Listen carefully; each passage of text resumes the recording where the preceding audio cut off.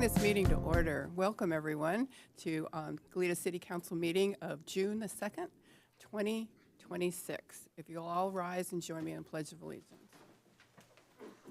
Ready? Begin.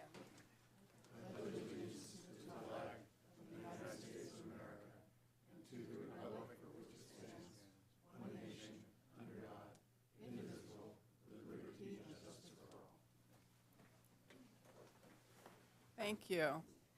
We could have roll call, City Council. Councilmember Reyes Martin. Here. Councilmember Kiriakou. Here. Councilmember Kasdan. Here. Mayor Pro Tempore Smith. Here. And Mayor Perotti. I'm here. Okay, at this time, we'll introduce our translators. Are they here? Oh, there you are. I didn't see you. I was a little bit hiding. See you. Sorry. Good afternoon. Just to let you know that we have interpretation from English into Spanish. So if you want to listen all this board meeting in Spanish, just raise your hand, and I will hand you one of these devices so you can be able to listen all this, the whole event in Spanish. Buenas tardes. Estamos ofreciendo interpretación de inglés a español. Y si desea usar este servicio, tenemos dispositivos listos para ustedes y estaremos trabajando en el cuarto de junto en caso de que alguien quiera necesitarlo, quiera usarlo más adelante. Gracias. Thank you. Thank you. Okay, at this time we'll have public forum. Anybody that wishes to speak on anything that's not on our agenda this evening and pertinent to this jurisdiction. Yes, thank you, Madam Mayor. I have no speaker slips. For those of you on the Zoom webinar, please use the raised hand icon, and I will call on you if you wish to speak to a non-agenda item. I'm seeing none, Mayor. Thank you. Okay, amendments or adjustments to our agenda. City Manager Robert Nisbet. Thank you, Madam Mayor. No, we don't have any. I can't think of any at the moment, Okay.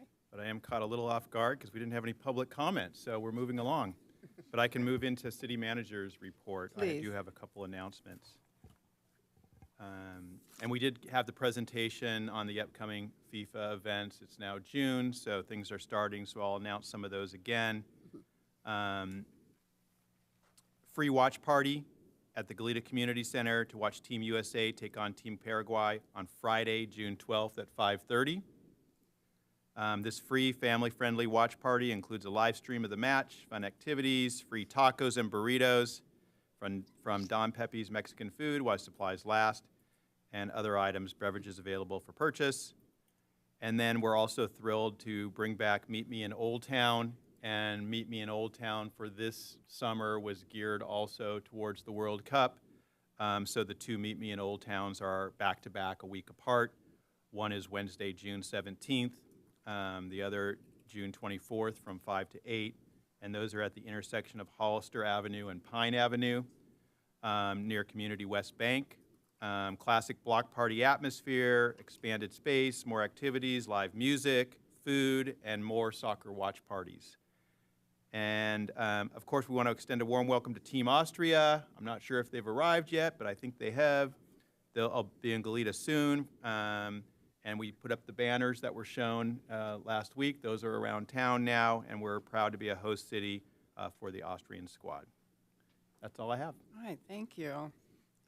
Okay, moving on to consent calendar.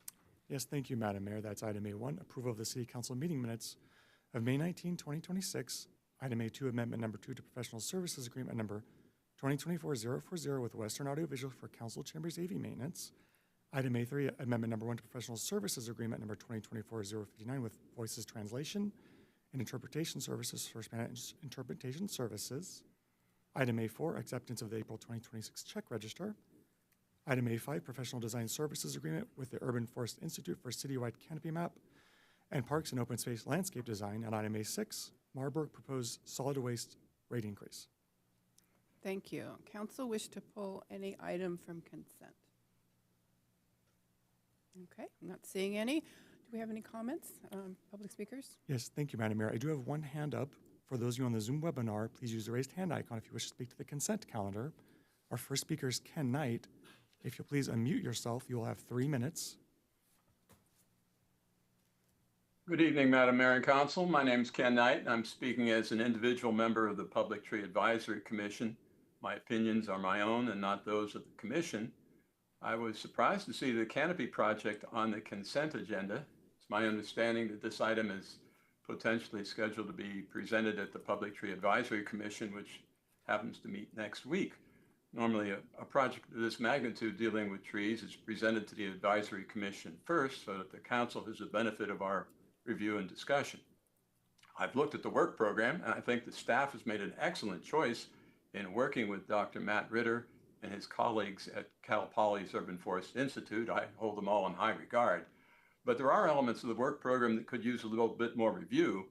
The emphasis on this work program is identifying canopy opportunities and analysis using data from 2022 and 2024. There was no mention of an aerial flyover that was done of the city of Goleta back around 2010 or so that should be sitting in some file cabinet in the city.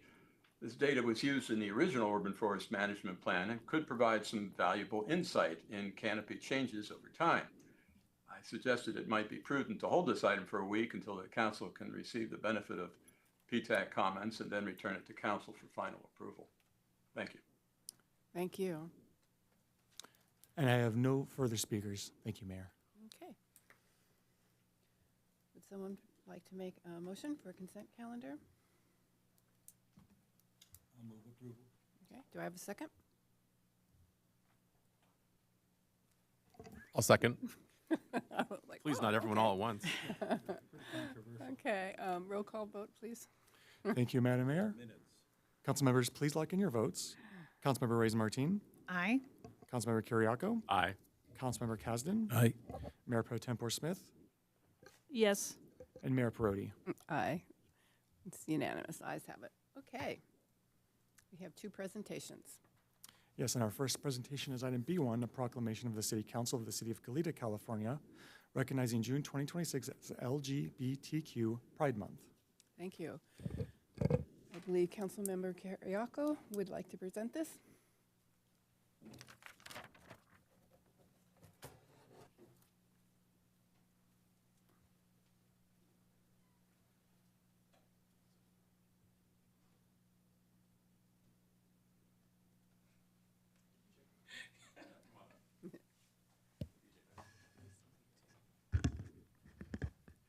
Good evening, everyone.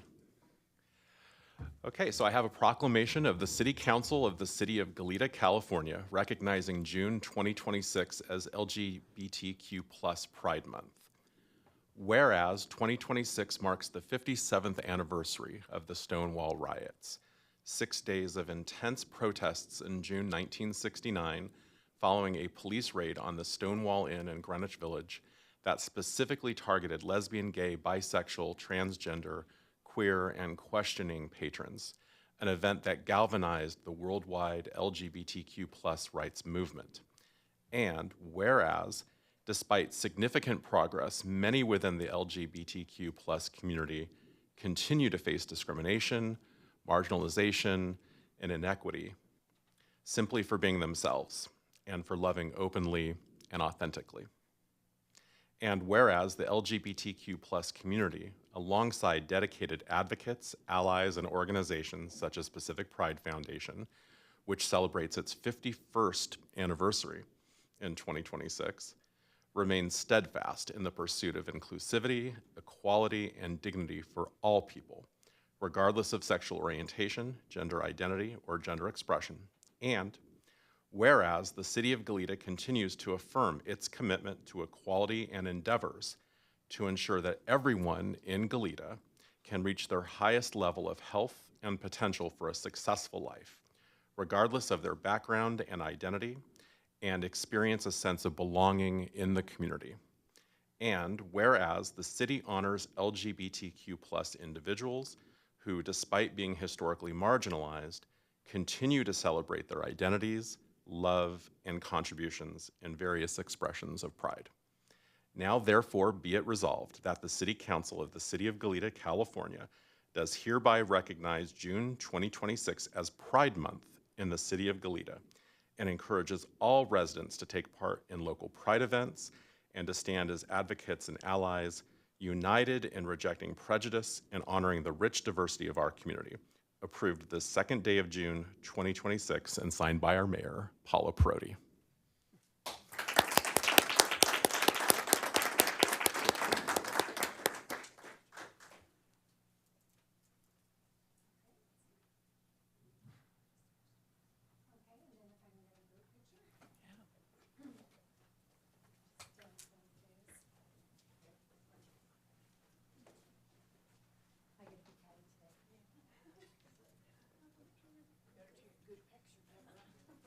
Oh, no, but he's going now. Should I squeeze them together a little? There you go. Okay, 1, 2, 3. Thank you.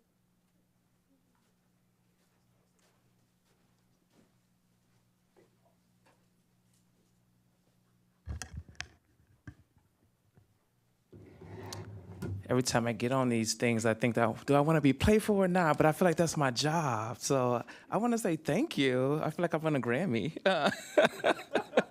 But furthermore, let's say, thank you to the City of Goleta and to everyone who supports the work of equality, inclusion, and belonging.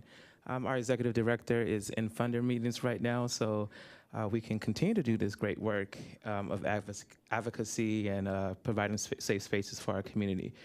We deeply are grateful for this proclamation and for the support of our city, and we want to have some continuous support by all of you and all of those who are living in our great city.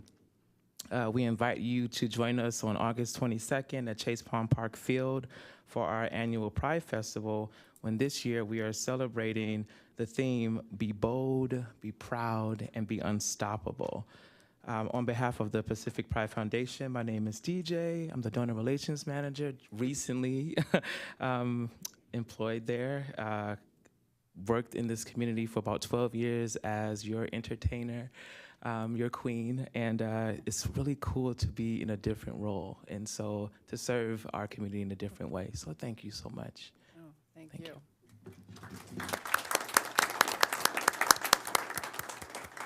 Do we have any public speakers?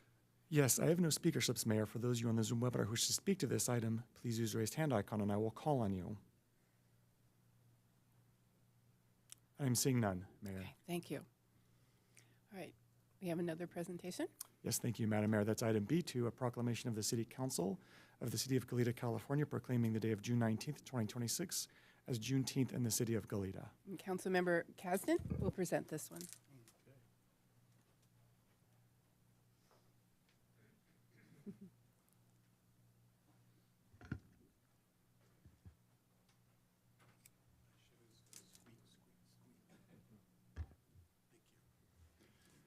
So we have a proclamation of the City Council of the City of Goleta, California, recognizing the day of June 19th, 2026 as Juneteenth, not March-teenth, in the City of Goleta. Whereas on January 1st, 1863, President Abraham Lincoln signed the Emancipation Proclamation declaring the freedom of enslaved people in the Confederate States, contingent upon their return to the Union by that date, thus using the proclamation as both a reward and punishment. And whereas the Emancipation Proclamation did not entirely abolish slavery in the United States, and emancipation was delayed for many enslaved people, particularly in Texas, due to the lack of a significant Union presence and the withholding of information by the enslavers.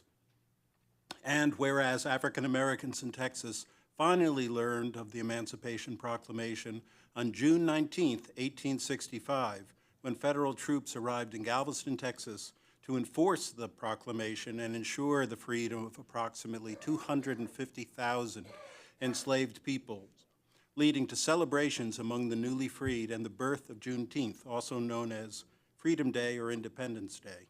And whereas the City of Goleta is a proud sponsor of the 9th annual Juneteenth Santa Barbara celebration, which will be held on Friday, June 19th, 2026, from 11 a.m. to 6 p.m. at Plaza Del Mar, the Bandshell Park.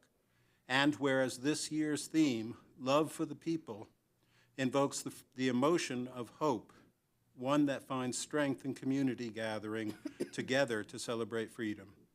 Now, therefore, be it resolved that on this second day of June 2026, the City Council of the City of Goleta does hereby proclaim June 19th as Juneteenth in Goleta and encourages all residents to use this time to learn about the legacy of Black peoples, their contributions, and to stand in alliance to end racism and hate.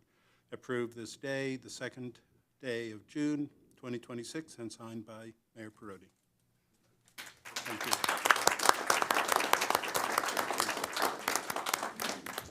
Stand here.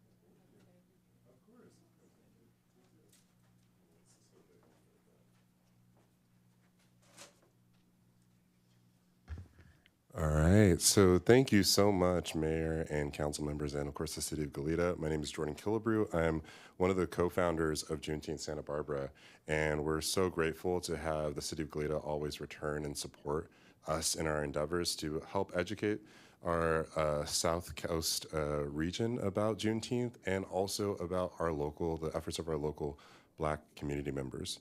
So this year we're excited to share our theme of love. I think we all need a little bit of love in our lives, and we'll be celebrating actually on Juneteenth at Bandshell Park. And so we have a full lineup of people coming. Our DJ and Master of Ceremonies will be DJ Rustan. Bands like Dom, Jess, and The Vibe, Evolutions, and The New Vibe will be on the stage. We're also going to have our Black Artisan Market and a lot of community organizations tabling and providing resources. We also know that, we will have a bike valet for bikers to get there. Also, the MTD is another means for people to get their sustainably. And we want to thank Move Santa Barbara County for helping us with that endeavor. But again, we just want to say thank you so much and appreciate all the support and love that you all give to us, and we want to give that back to our community. So thank you again. Thank you. Do we have any public speakers? Yes, for those of you on the Zoom webinar who wish to speak to this item, please use the raised hand icon and I will call on you. I'm seeing none, Mayor. Thank you. Okay, on to the next item. Yes, that's item C1, Sandpiper Golf Course renovation and new clubhouse project with height and setback adjustments and final EIR, 7925 Hollister Avenue, APN 079-210-059, case numbers 22-0001-CDPH and concept, 22-0009-DP-CUP, and 22-0032-DRB. Okay, so we will open this item. The clerk has done that, and we'll go around first and ask for any ex parte. We'll start with you, Councilmember Carriaco. I have had conversation with the applicant and their representatives. I believe it was 3 weeks ago, and I didn't learn anything that's not in the staff report or public record. Councilmember Keston? Yep, I also met with the applicants and maybe a month or so, something like that. Yeah, that sound about right. And did not learn anything new beyond what we see in the report. Okay, thank you. I met years ago with Bill Medell about the Barnes doll. Came and showed me some pictures, and I can't remember what other council member was there with me, but it was a long time ago. That's my only ex parte. Mayor Pro Tem Smith? Yes, I had a meeting with the applicant team, Steve Welton, Barry Winnick, the architect, and then the general manager at the golf course, Kyle Oliver, at the golf course site. That was Friday, May 29th. Received a general overview of information that's in tonight's presentation. Okay, thank you. Councilmember Reyes-Martin? I don't have any ex parte conversations to report. Thank you. Then I will open the public hearing at this time. And staff, are you ready? Yes, good evening, Madam Mayor and members of the council. We are here to present the Sandpiper Golf Course renovation project, and I wanted to introduce the team that's here tonight. I'm Mary Chang. I'm the project planner for this project. Alongside with me, Lisa Prasse, our planning manager. We have Mark Schleich, our public works engineer, so he's been instrumental in helping along this process. And on Zoom, we have Hannah Park, our attorney from BBK that's been helping with the CEQA process, and our CEQA consultants from Rincon Consultant, Nick Carter, Megan Jones, and also Chris Julian. So I wanted to also mention— Pardon me, I'm sorry, Steph. Apparently we do not have volume on the Zoom meeting. Could we call a brief recess? Very brief, please. Okay. Thank you very much. So let's give it 5-10 minutes? 5 minutes, okay. Brief recess.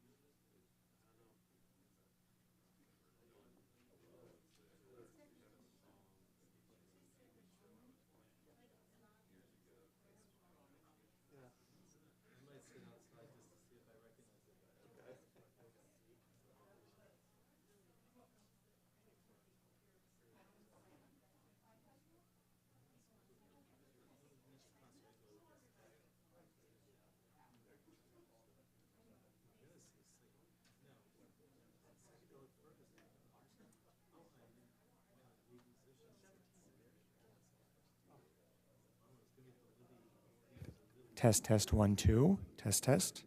Better than what, earlier, I couldn't hardly hear him.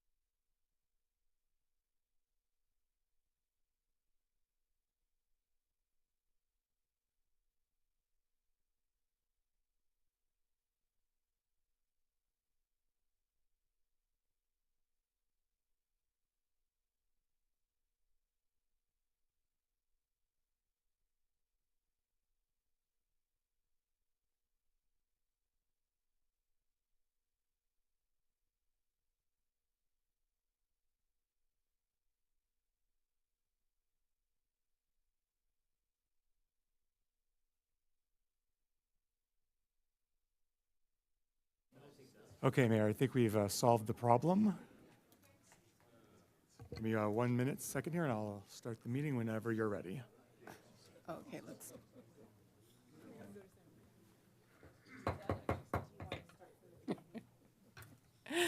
Okay, let's bring this meeting back to order. I think everything's working now. Thank you. Where was I? Okay, so it's the staff's opportunity to make a presentation. Okay, thank you, Mayor and members of the council. I'll just do an introduction again. So I'm Mary Chang. I'm the project planner for this project, the Sandpiper Golf Course renovation project. Next to me is Lisa Proce, our planning manager.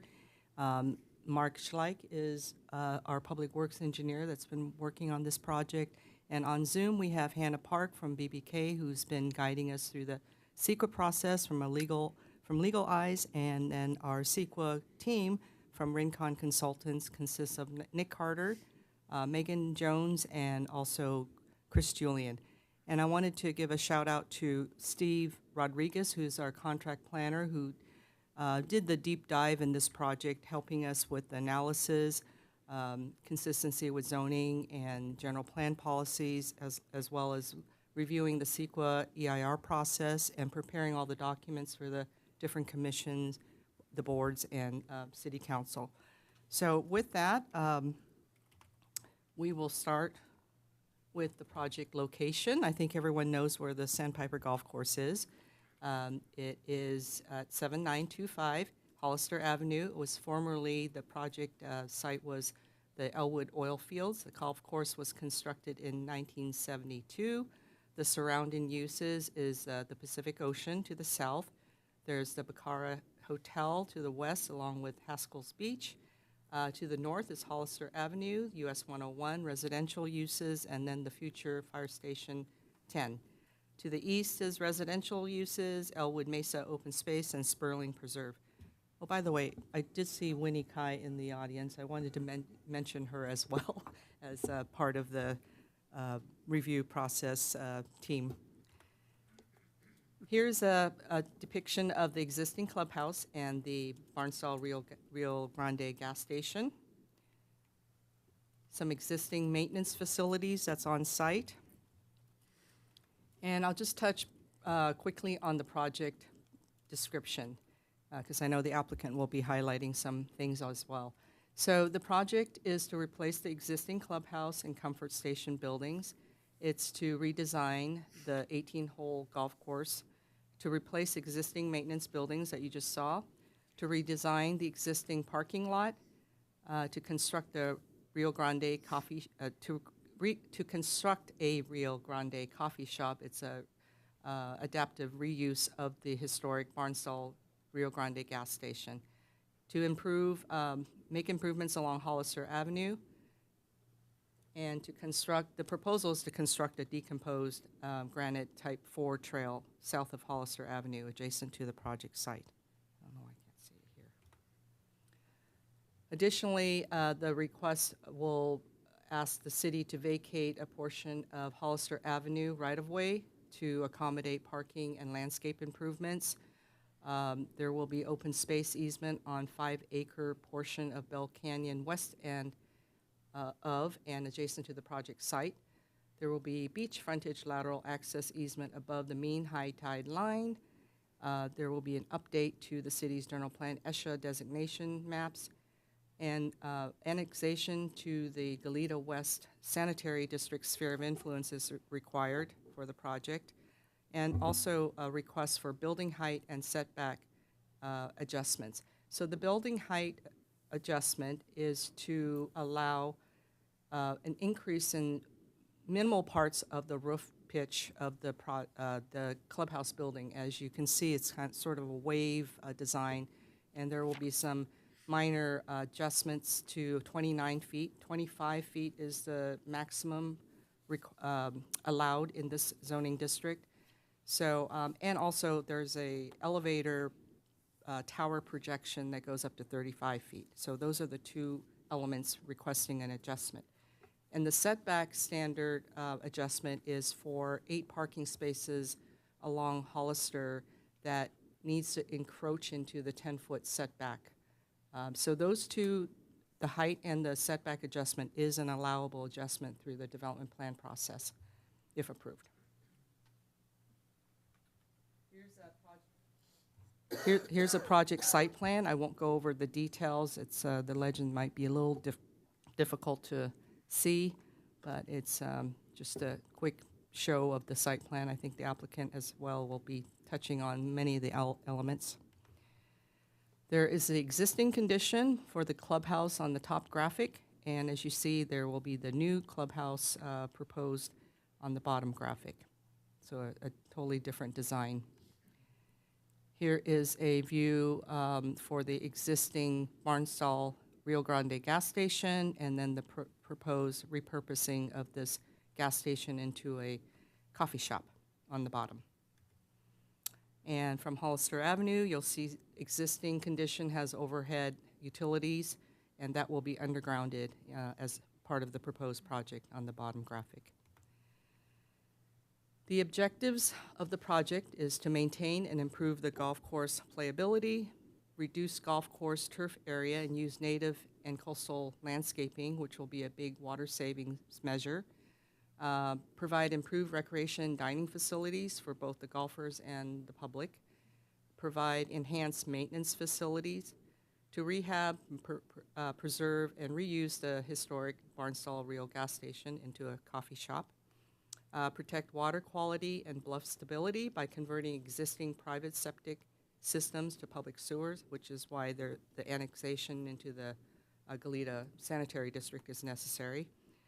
And to improve public views across the property from Hollister by undergrounding the overhead utility lines, and then to overall improve the coastal access for the public in the vicinity of the project. The approval process from the city is through a conditional use permit for the use, a development plan with the adjustments that were mentioned, the height and the setback, and a coastal development plan in concept. And once that is completed by the city, the project goes on to the Coastal Commission for the coastal development permit. The project required an EIR, and we did the EIR process through a notice of preparation that's let everybody know that there's a EIR coming for this project. We drafted a draft EIR that went through a public commenting period, and with that we took the comments and incorporated the comments into a final EIR, which is what is before you tonight for decision making.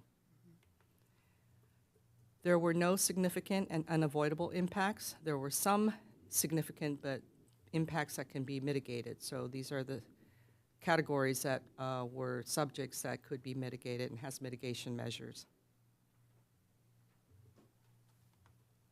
These are the categories that had less than significant impact, so it did not require mitigation measures.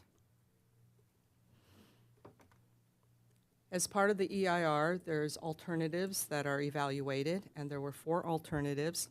The first alternative being a no project alternative. That's no project, the existing condition remains. Second alternative is to only renovate the clubhouse, so to build a new clubhouse only. Alternative 3 is to minimize construction vibration impacts on the Rio Grande gas station by eliminating the coffee shop element. And alternative 4 is to have an extended bicycle path, which is to construct a Class 1 bike path adjacent to the project site and approximately 0.3 miles to the east of the site. Sorry, I keep touching that. So I'll talk about alternative 4, which is the environmentally superior alternative, and which is what staff is recommending as part of the project. The change from what the project is currently proposing to use a decomposed granite pathway along Hollister is to provide a 10 to 14 foot wide Class 1 concrete bike path.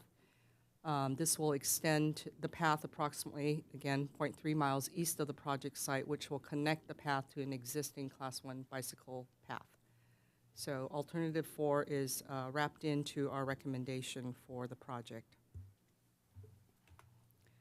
And here depicts the bike path route in red.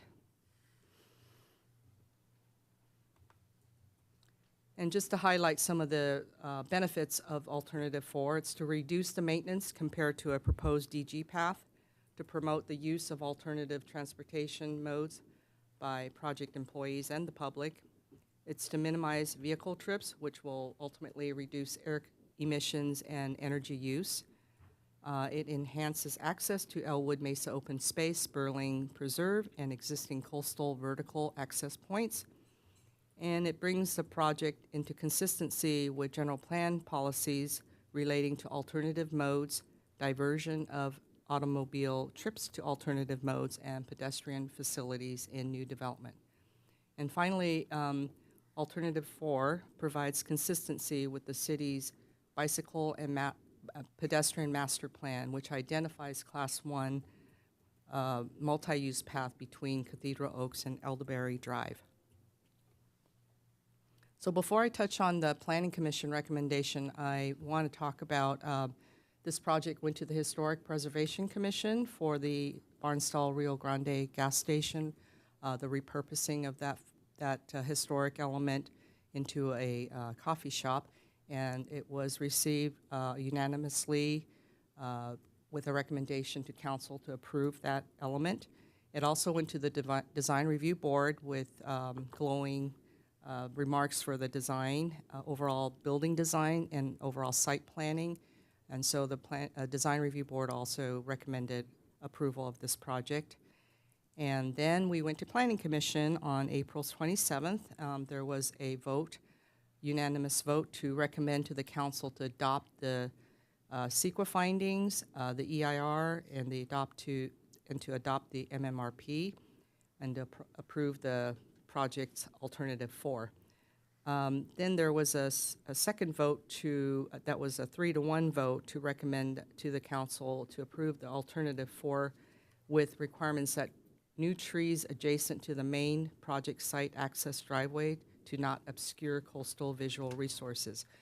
And I believe the applicant will be addressing this to the council and talking about how they want to, how they're going to address it. And we also included a condition in the conditions of approval to have this be addressed at the final DRB juncture to review this a little bit more carefully for the subject. So after the city's processing and the Coastal Commission, it does come back for final design review. We do have a few changes to the conditions of approval that was submitted to the council and that was uploaded onto the website. Condition 1, we changed the hours of operation for the Rio Grande Coffee Shop from 6:30 a.m. to 3:30 p.m. on the weekdays, and that they can remain open to 4:30 p.m. on weekends. There was another condition change on condition 84 for the coffee shop closing time. It was stated that the weekends would close at sunset hours, and we changed that to 4:30. The reasoning for the change to 3:30 as a closing time on the weekdays is that 4 o'clock is when we consider the peak hour trips that will trigger traffic fees. And to close before that, then the traffic fees will not be applicable. And that's just on the weekdays. On weekends, you can open or have activity beyond the 4 o'clock. The reason for we put the 4:30 on is because the EIR analyzed the project to close the coffee shop to close at 4:30. So we can't go beyond that unless the applicant wants to change that at a later date and amend the EIR. And then finally, the condition change on we just talked about with the traffic fees. We did not include the traffic fees for the coffee shop. So the resulting traffic fees is 15 peak hour trips, and the highlighted number is the trip generation rate and also the total in the development impact fee table. So those 3 conditions we're recommending to amend. And with that, we are recommending that the council adopt the resolutions. 1, to adopt the CEQA findings and certify the EIR along with the mitigation monitoring and reporting program. And 2, to approve the development plan with the adjustments, the conditional use permit and coastal development plan in concept for the project, which includes a recommendation for alternative for the extended bicycle path as amended with the conditions. So with that, I will close my staff presentation. I know that the applicant has a presentation as well. I don't know if council wants to retain your questions until after the applicant presents. And with that, be a good idea. Thank you for your time in this project, and we'll await for your decision. Okay.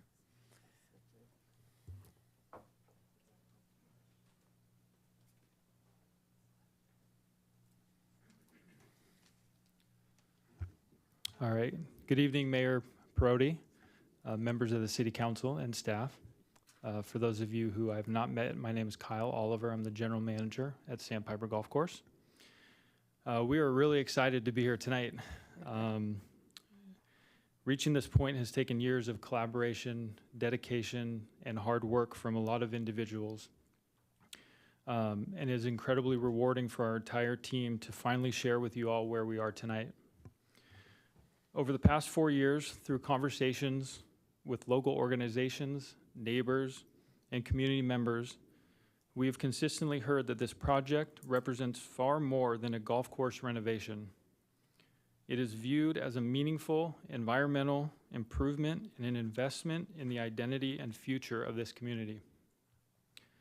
The support and investment, and the support and encouragement we've received along the way from the public has meant a great deal to all of us and has truly kept us motivated throughout this process. We also understand how important Sandpiper's local resident rate is to the community, and quite frankly, how important the locals are to Sandpiper. Sandpiper has a long history of providing preferred pricing to local residents, and we fully intend to continue offering a local rate in the future. Maintaining access and affordability to our local community remains an important part of who we are and who we will continue to be moving forward.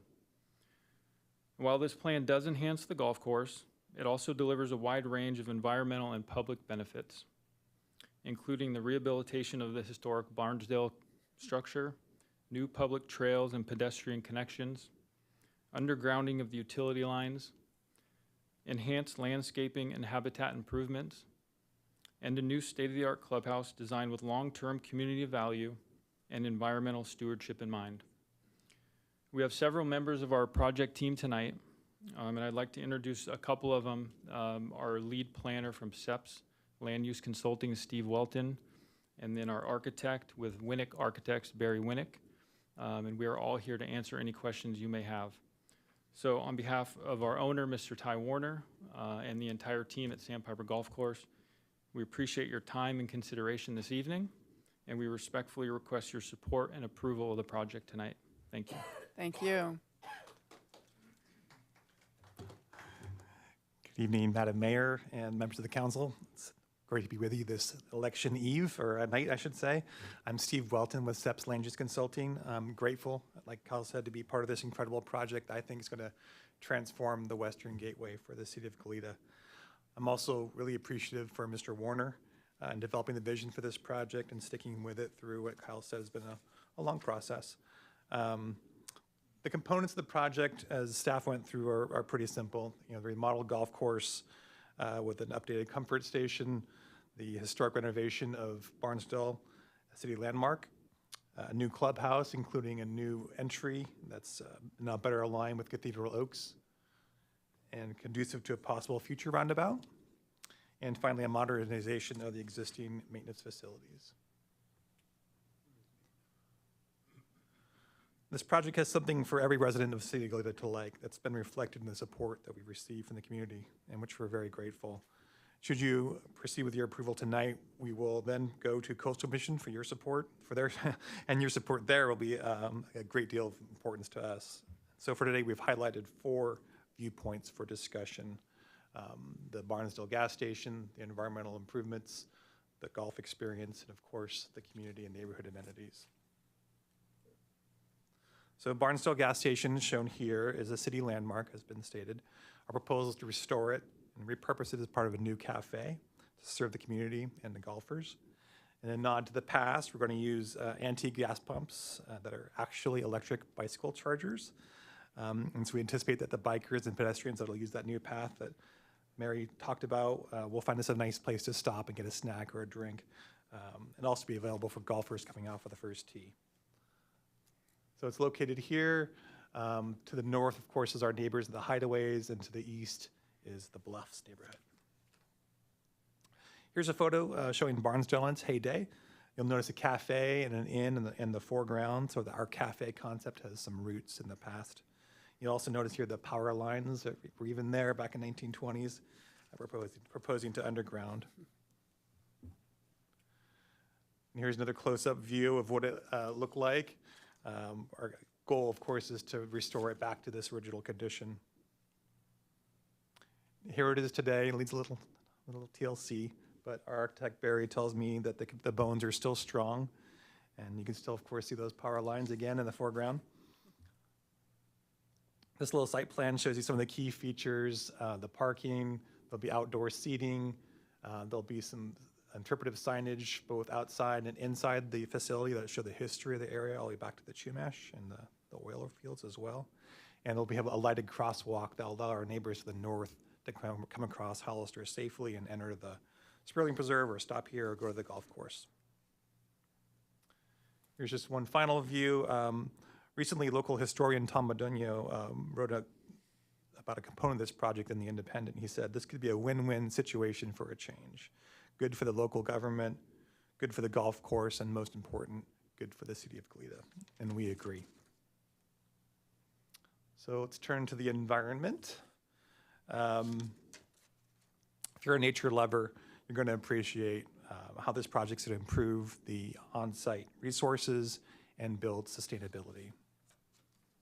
Starting with the irrigated area, we're going to reduce about half of the sod on-site removed and replace that with native plants and coastal plants. That's about 60 acres that won't need regular irrigation, that won't need fertilizers or pesticides. That's going to be a truly consequential improvement for water quality and water use.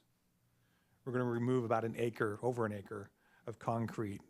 Cart paths will now only be at the tees and greens. You can see that at the Montecito Club, which was done a few years ago. I think it looks beautiful.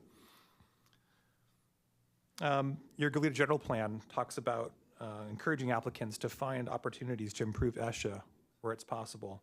And we've done just that. An example is that when the course was built in 1972, the owners put the golf course fairways right over the creek in several locations.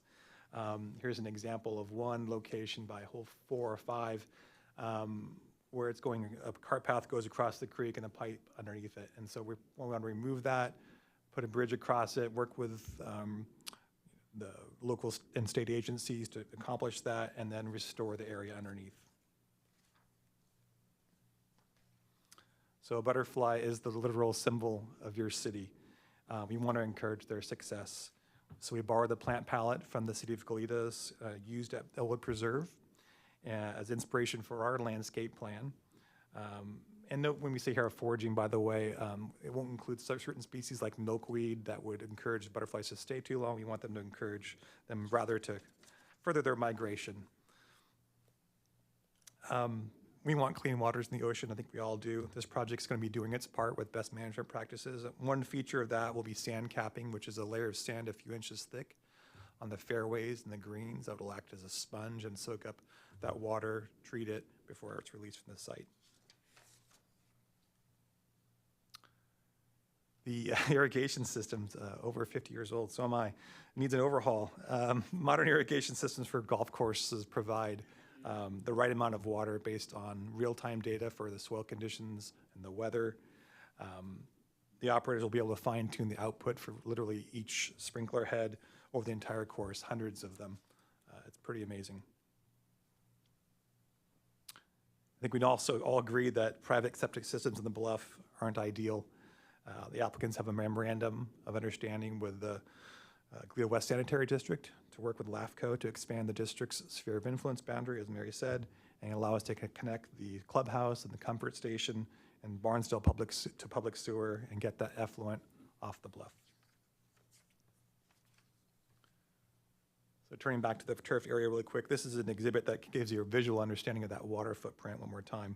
Here's the current irrigated footprint at 125 acres or so, and here's what we're going to be planning to do. So that's 60 acres of turf going away, and it's more than an acre-foot of water for each of that turf right now, so we're talking about hundreds of acres of less water. Another fantastic feature, went too fast, is that we can remove 10 acres of golf course turf that currently exists within ESHA buffers, and replace that turf with a native palette and restore it. I could probably go on and on about the environment. I'm trying to be respectful of your time, though. I'll say that the environmental improvements for this project are really meaningful. So let's go next to the golf experience. Of course, this is a golf course, and so a central goal for the project is to bring the course up to, revitalize it and bring it up to the whole property to a truly world-class level. If you enjoy golfing, we think you're going to love the results. And here's an image of what we're trying to achieve at Sandpiper. I'm just going to flip through the next couple of images here to show you what we're trying to achieve out here, what you might see if you're golfing on the course. There it goes. I'll just pause here to say, just to re-echo what Kyle said, the club's going to keep its long-standing policy of providing a locals rate, and we'll also still continue to partner with the schools and junior groups to provide lower rates for young people. And then turning to the community, what if you're not a golfer, right? So you're still going to appreciate some things about this project, I think a lot of them. One of the most first things you'll notice is that we're going to be undergrounding utility lines along the entire Hollister frontage. That'll be a substantial visual benefit for the whole community. And if you like walking, oh, there's actually an image of that, excuse me, from Hollister Avenue. This is a visual simulation from Cathedral Oaks in Hollister, showing the existing. At Planning Commission, it was pointed out that we didn't have all the trees in there from the parking lot, and so this shows what we think we could do working with DRB. So again, before and after, and like Mary said, we'll work with DRB to see if we can remove trees and adjust that, but we believe it's going to be an improved view for sure. And then Mary already showed you this one, which is looking back from the hideaways towards the clubhouse before and after. Pretty dramatic improvement, as you can see there.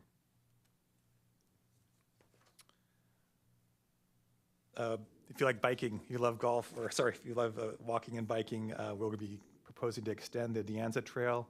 Here it is within the Hollister, or within the Sperling Preserve in blue. So that'll be extended by about 2,000 feet, combo pedestrian bike path.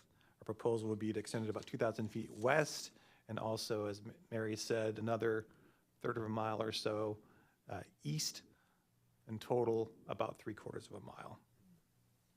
This is a picture I took off the National Park website. It's about the De Anza Trail. It's pretty interesting, actually.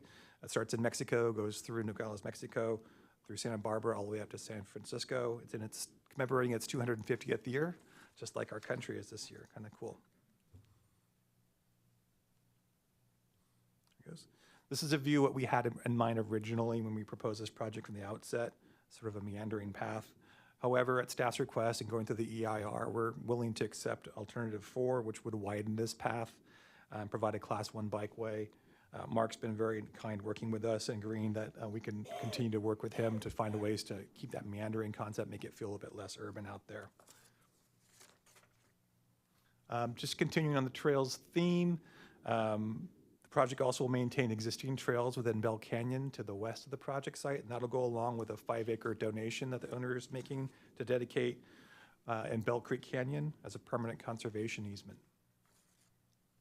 And to support that, we're looking at contemplating striping 12 parking spaces just north of that within the existing right-of-way on Hollister Avenue. And that'll go along with the parking at the Barnstall, the clubhouse as well.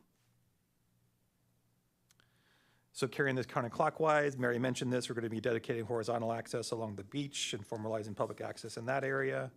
And then so taken together along with the path along the eastern property boundary, we'll have access around the entire perimeter of the project. And so finally, the architectural jewel of the project is the clubhouse designed by Winnick Architects. Barry's here and Gustavo are available to come up if you have any questions about the design. I only have a minute left, so I'll go quickly. These are just some of the features you can expect out there. There's also golf simulators at the cool Sunset Terrace, which I'll show you in a second. That will give you an opportunity to have a drink out there. There's a view from the parking lot. As mentioned, we went to the design review board, had great comments. I'll just read one. Wow, I don't think Goleta's ever seen or will see something akin to this design. I support the concept wholeheartedly. That was from a design review board member. Here's just one last rendering from the terrace outside the proposed bar.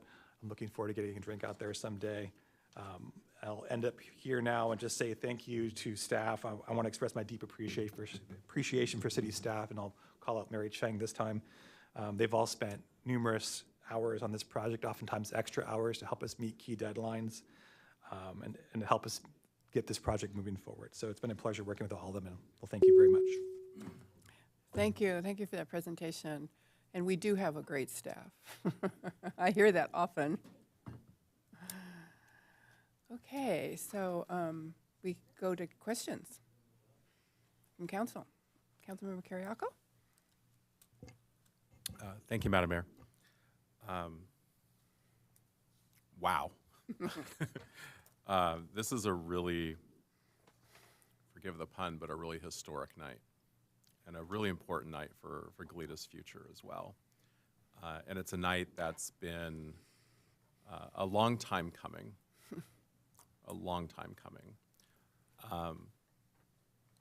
I promise I'm going to get to questions, and I do have them. I guess I'll start with staff. Can you talk a little bit about how we're going to kind of square that circle of making the bike path a little bit more pastoral and meandering while still keeping to what you need to do to have it really be a functioning bike path that we can maintain and have be for the public? I think we'll have our engineer talk about that. Mark Schleich, not an architect. So obviously we have the opportunity within the right-of-way to meander back and forth. We've also looked at softening, I guess, the concrete to where it'd be porous and possibly colored. And then, of course, there will be landscaping added along the pathway as well. Okay, thank you. I think that's really important, just because you know, one of the ways we keep Goleta country is by having it kind of have those little touches wherever we can. And when I see the imagery that was part of the original proposal, I mean, I have to admit, like, it kind of stirs you a little bit, right? It's so beautiful. But I also know how historically important it is to achieve the general plan goal and the bicycle master plan and pedestrian master plan goal of making it safer for people to get in and out of that area. So just whatever you can do, just this is something we really got to go the extra mile for. That's not really a question anymore. Okay. Thank you. Let's turn to the team. Can I start with the architect, with Barry?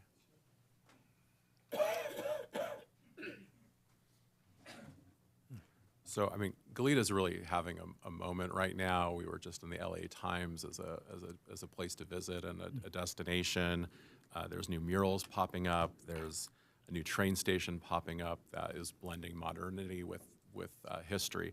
And I think we're about to have another big moment when this happens and is realized. Can you talk a little bit about how this clubhouse design came together? Because when I think about kind of that 60s era where Goleta went from being really kind of a few large ranches and some smaller little kind of town areas to becoming a little bit more suburban. I mean, this kind of makes me think 60s a little bit, and I don't know if architecturally that's what this is. I'm not an architect, but can you talk a little bit about the design and how it came together and what you're trying to evoke? Because it's really stunning. Well, thank you. So, Madam Mayor and council members, thanks for that question. It's actually really nice to be asked for what our inspiration is, to really kind of give a sense of it without having to be like in a defensive mode, right? You know, so you're very welcoming, so thank you. Well, first of all, I do want to call out the owner. We have a really inspired client that loves architecture and actually loves landscape. And so right off the bat, it was, you know, a privilege and a challenge, right, to come up with architecture that would be really kind of meeting the expectations. And, you know, for us, we really wanted to study the land. And I would say that the architecture was inspired mostly by the landforms. And we spent a lot of time looking at pictures of sand dunes and ocean waves and really coming up with this idea for a landform building. You know, we did have different versions that we presented. And what we always found was that the most organic designs that we had were the ones that were the best received. And so, you know, we took it further and thought, well, how could we make it so our building in many ways from the north looks like it blends into the landscape? And, you know, it does obviously have more of a presence from the south looking back, you would see that it's a two-story building, but from the street side, it really appears as a one-story building. And that was important to us also. So I think in many ways, it's a case of the architecture almost becoming subservient to the landscape and the environment. Okay.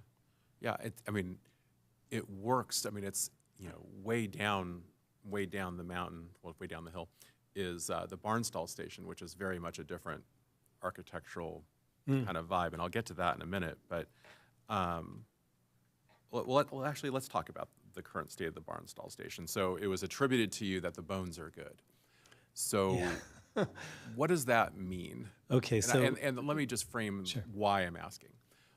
The community has been waiting to see this gem rise up again in its former glory for a very, very long time. I read a book about this called The Sentinel at Elwood that was built in 1985. It was written by a guy named Gary Combs, who used to run the Railroad Museum. Oh, wow. It's a very important landmark to this community. And it's not Santa Barbara style. I know it's got some Santa Barbara style elements, but it's also got a little Art Deco in there. So don't let anyone tell you that it's a Santa Barbara inspired landmark either. Tell us why the bones are good and why we should be assured that through the project delivery process, there won't be some incident where, oh no, it finally fell over, or a storm washed it away, or climate change finally got to it. Well, I do like to think that we have a good track record of working on historic buildings. So I've partnered a lot with Architectural Resources Group out of San Francisco, working on the courthouse here in Goleta, which I know it's still Santa Barbara property, but it's in Goleta. The old airport terminal building was literally overseen and moved. ARG oversaw that project and maintaining it historically.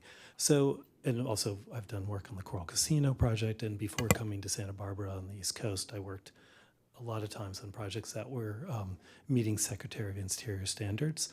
So the Barnsdale building, fortunately, the structure is relatively good. It's a stable building. Has to be, handled very carefully, obviously, during construction. We even heard that, I forgot if it was option 1 or option 2, or maybe it was 3, about not building the coffee shop because they're worried about vibrations. Well, we won't be, doing work where we're pounding in caissons or something like that. Anything we do is going to be, done sensitively and monitored while construction's ongoing.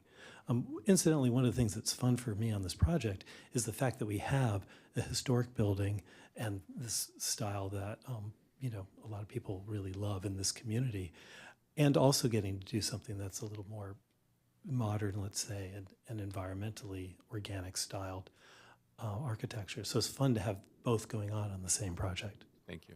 Who would I talk to about the golf course redesign? I can start, and then if we also have the landscape architect Sam Maphis, but you can start with it. So can you help me and the public understand what are you trying to accomplish with the redesign? It's already a great golf course, and we're lucky to have it, and it's incredibly important to us as we get ready to lose Glen Annie, and we've already lost Ocean Meadows. So this golf course has heightened in importance to our local communities. So who can I talk to about the inspiration for the redesign, and what can we expect when it's done? Well, I'll start it, and then I can always defer to other teams. In fact, maybe I see Kyle standing. I think I will defer to Kyle. Yeah. I think that would be appropriate. Thank you, Barry. Sure. So I think this was mentioned earlier, but the irrigation system is the original irrigation system that we have. So we have mainline breaks constantly. We have sprinkler heads that are not fully covering all the turf. And so after a good rain, the course is in great shape. And then come summertime, when you get a bunch of sunny days, our irrigation system just can't keep up with the watering the turf. So we would love to just do an irrigation remodel, but we can't do that without a coastal permit anyway. And so that was kind of one of the big things that got this whole project going. Okay. And then, so we did bring in Mr. Tom Doak, who is a world-renowned golf course architect. And we brought him in because he's a very minimalist. He basically takes the turf, the topography that he has, and he works with that, and he doesn't move a lot of dirt. There's not a lot of grading involved. So he will come on site and he will kind of just, put the turf where it belongs and not disrupt a bunch of dirt that's there. So, and then another thing that he is doing is he's going to add a couple ocean holes. So right now, yeah, we have some great holes on the ocean, but adding a couple more is just going to make it that much better for the golfer. Thank you. And then, can you talk a little bit about the restaurant and how accessible it'll be to the general public? We have one or two coastal restaurants in Goleta that are actually within the city, but maybe not as accessible because you have to go into a hotel and all that kind of stuff. Yeah. Can you talk a little bit about what kind of a dining experience that you're going to be able to offer to the general public, and how will they be made to feel welcome? Like you can just drive up or make a reservation, or how it's going to work. Of course. So we'll actually have 4 outlets. We'll have the Barnesdale, which will be kind of a coffee shop, breakfast, lunch. We'll have a grab and go, which will be kind of mainly for the golfers, but also for the public if they wanted to, pop in and grab a breakfast burrito, sandwich, something like that. Then we'll have the bar, the Sunset Terrace, which you saw, and that's open to the public. And then we'll also have kind of more of a dining restaurant, which again will be open to everything. Will be open to the public. And they'll have big windows that you can see the ocean. Yeah. Okay. Yeah. It'll be, and it's second story. It'll be, it's amazing. We've been up there. We got a scissor lift and put our owner up there, and he was blown away. So. Yeah, I mean, it'd be nice to have something kind of like the Elwood out at Goleta Beach, but also kind of up on a bluff. I mean, that's yeah, very similar. Yeah. Really cool. Okay, did that. And then, as conditioned, just getting back to Barnsdall, when in the project delivery process would we expect the Barnsdall station to be restored? Is that something that would be earlier in the project, later in the project? I know it's got to be done prior to occupancy, but when do you all envision that happening? Sorry if you don't mind my jumping in. Yeah. So the Barnsdale project, the whole project is all, once it gets approved and through the coastal approval process with Coastal Commission, and then we go back to Design Review Board, we'll be filing for permit, with the city of Goleta, and as soon as we are able to get permits for the portions of the projects, we'll put them into construction. So it's really as soon as we can get through the process. Okay. I imagine the Barnsdale building is a simpler submittal than the main building will be, so it's possible that permit might come sooner. Also, if you don't mind me going back to your question that you asked about the restaurant accessibility, part of the reason why there's multiple entrances in this building, there's a series of entrances, the entrance plus the elevator and the stairs around it were specifically put there to make it even easier for the general public to have access to the restaurant and the bar it's going to be wide open views, lots of glass looking out towards the ocean and outdoor terraces. Thank you. Sure. That's it for my questions. Thanks. Good questions. Mayor Pro Tem Smith? Thank you. My questions will be a little more nuts and bolts and a little less whimsy, but just acknowledging that. So I think my questions are a little more geared towards staff, but then I'll let staff weigh in if. So staff mentioned the Planning Commission, where there was sort of the recommendation about the visual resource protection. And then there was a reference to the conditions. I didn't know if there was sort of a specific condition as a result of the Planning Commission feedback that was put in, or if it was more of a standard condition. We did include a specific condition for this subject to be reviewed by the final DRB process. Okay. Yes. Okay, great. Wonderful. I just wanted to confirm that. And then the other question I had was, I guess this does get back to sort of this question of like the construction period. from my understanding, it looks like, since this is just sort of kind of a redesign of the existing golf course, I didn't see a lot of reference to, like, it doesn't seem like there's a lot of movement of dirt, that it looks like the existing landscape is sort of being repurposed, but I was just sort of trying to get a sense of during project construction, is it anticipated, you know, I know sometimes with some projects we have trucking or other things like that. I don't believe there's much import-export. I think it's mostly what's on site being moved around. If Exactly. Barry We're, can- we're trying to balance cut and fill, and it's very minimal cut and fill because Yes. of the whole, you know, keeping the terrain very similar to what was there. Right. Again, why Tom Doak is the, you know, golf course architect. Okay, great. Wonderful, I didn't know. Yeah, we do import things, Steve's reminding me, we do import the sand, but So- the turf that's on site is mostly balanced. Okay, so sand will be imported, Yeah, not for so the sand much capping. exported. Okay, Mhm. great, thank you. That's great, because anytime those kinds of impacts can be minimized is always helpful. And then I really appreciate the inclusion of a crosswalk for the neighbors. And after going by the site, I didn't know if staff had weighed in or if this might come at a later time. I didn't know, you know, I was thinking for people who might be driving to the coffee shop. My understanding is there is a median along Hollister in that section, so I don't know if it's anticipated that there might be more U-turns, you know, either further up the road or further down the road in order to potentially access the coffee shop by vehicle. So I didn't know if that may be kind of a later analysis, or is it just that there's so few trips that that's not really a factor that's considered by staff? You want to address that, Mark?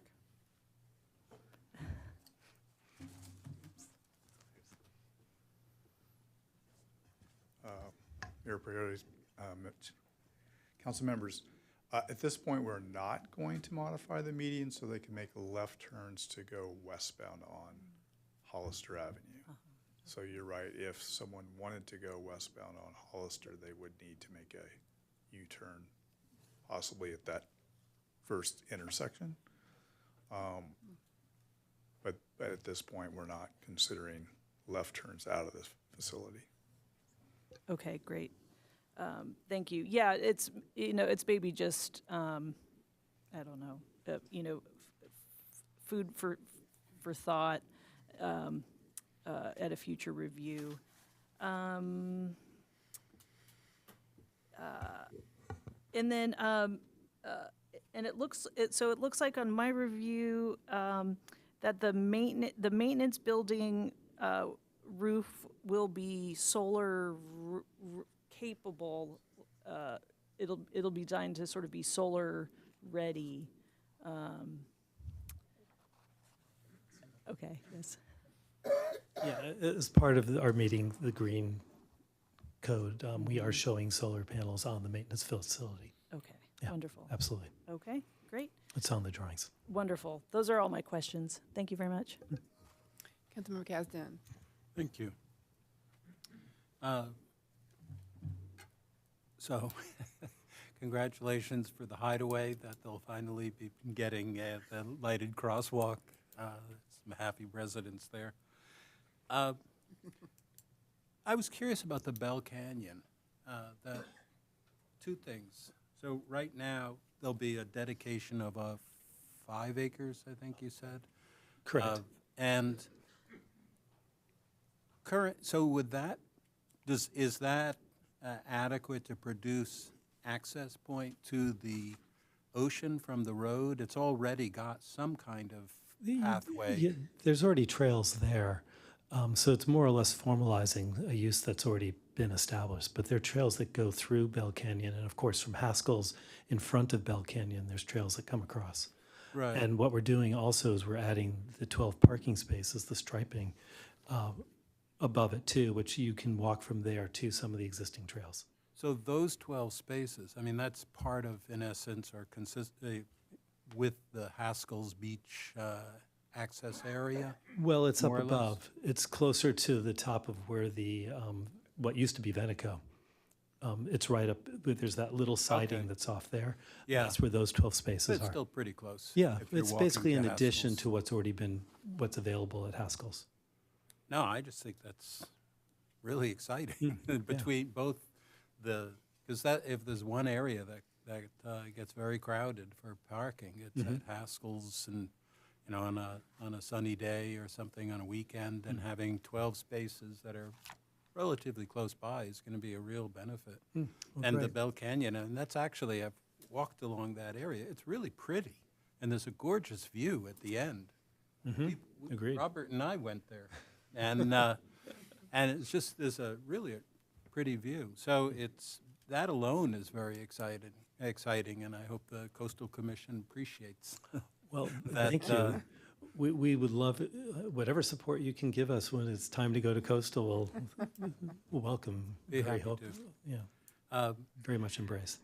And I did have what was the? Oh yeah, so the bike path. This is also more for just public acknowledgement that it'll now be the new alternative.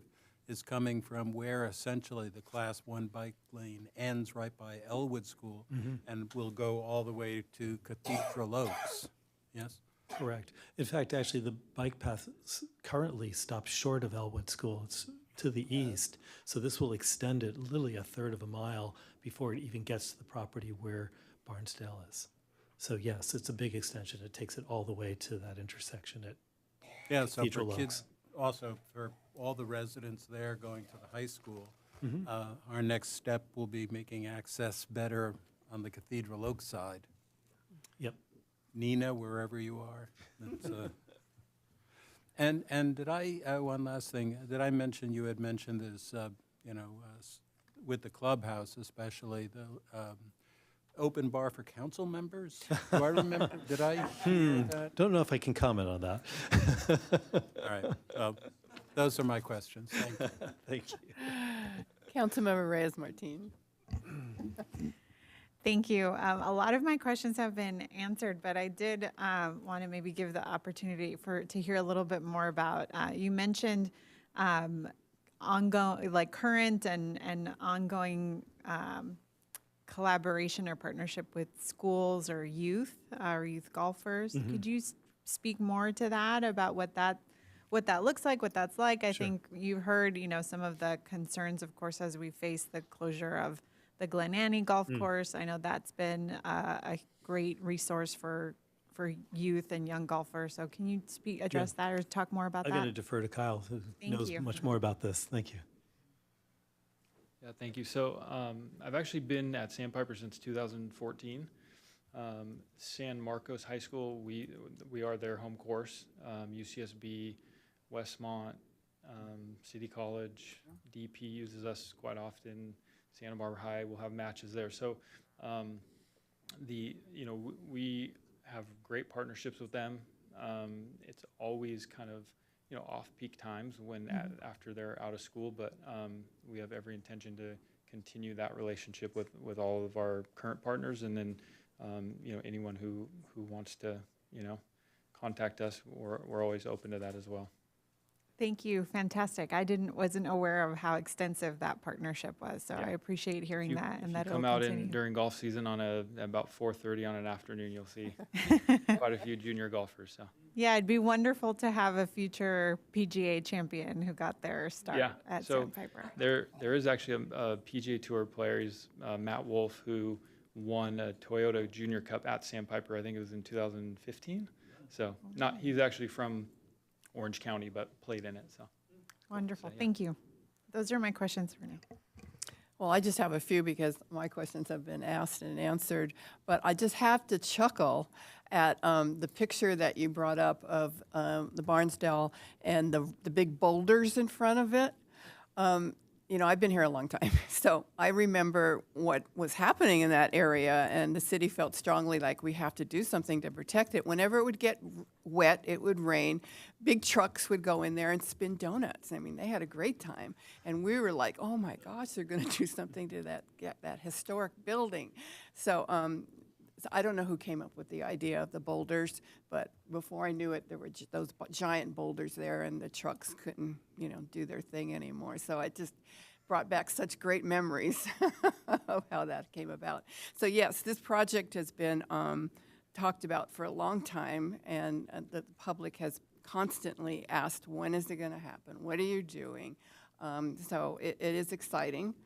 We have received a lot of emails, both in support and with concerns.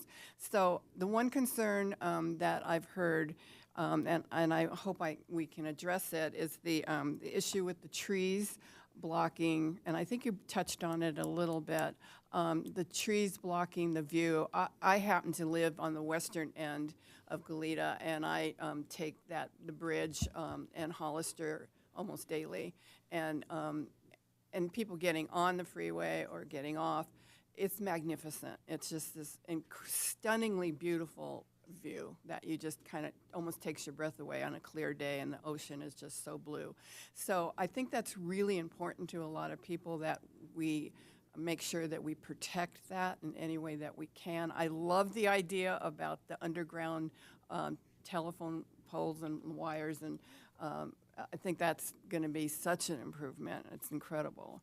I wish we could do it all over the city of Goleta. But so I know that is a concern to folks. What is the plan? You know, I also look at this as another gateway to Goleta. So Yeah. we want that beautiful gateway to Goleta to remain the same.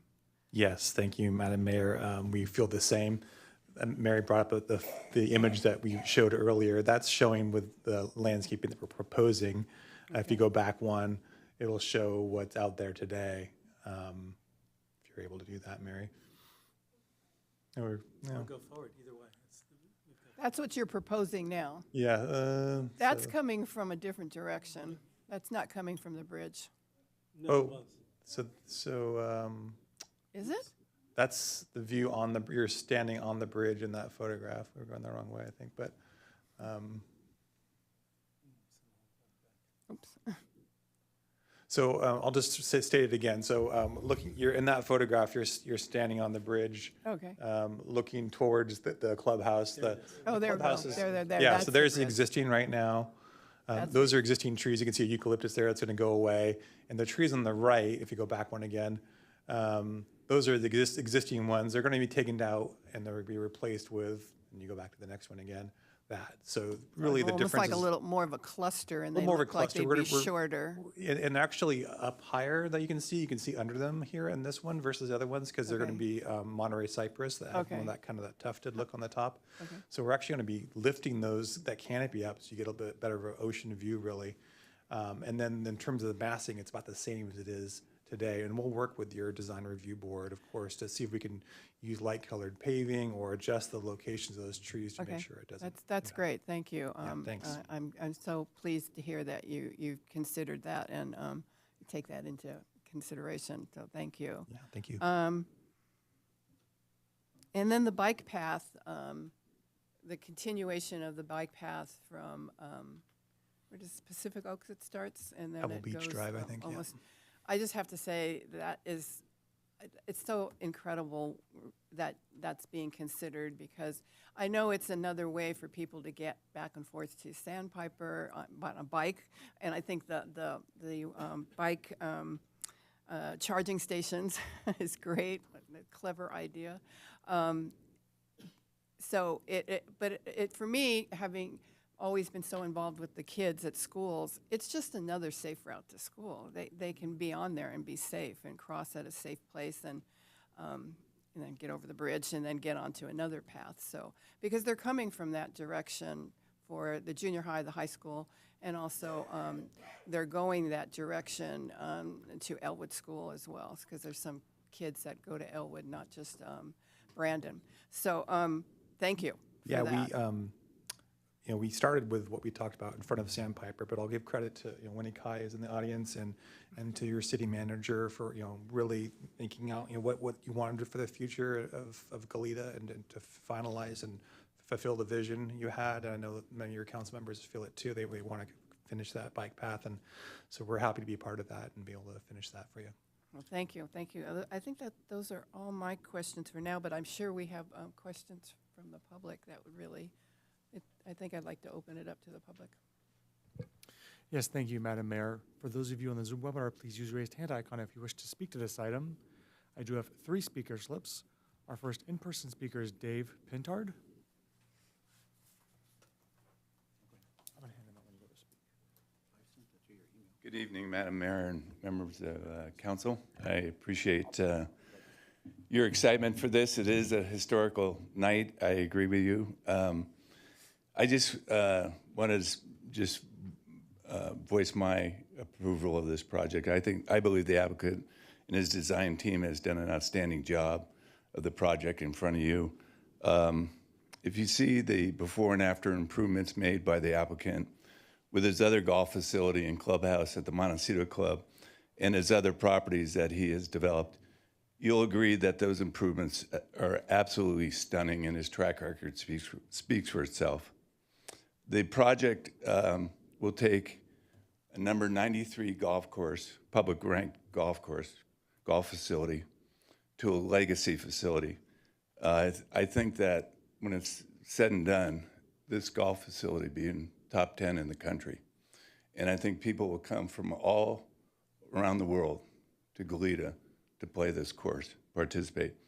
I think the $80 million cost to improve the facility will have benefits to others besides recreational golfers. It will provide substantial economic benefit to Goleta and the Santa Barbara hospitality trade, in addition to the substantial environmental and habitat improvements, the Barnsdall historical landmark, and the line of sight to the Pacific, as we talked about. And Santa Barbara will become a very, very special place. I think that if there was some controversy about this project, like he was going to add a 300-room hotel or add more hotel, holes to the golf course and try to make it a 27-hole facility, then there would be some controversy associated with. But I just don't see any controversy associated with it. And I think if you keep it in perspective, he's doing a beautiful redesign of an existing facility and just enhancing it. And he's turning it into a legacy destination of a golf facility. Well, I'm out of time. And I just want to thank you for listening and your continued stewardship of this wonderful city. Thank you. Thank you. Our next in-person speaker is Kevin Bartel.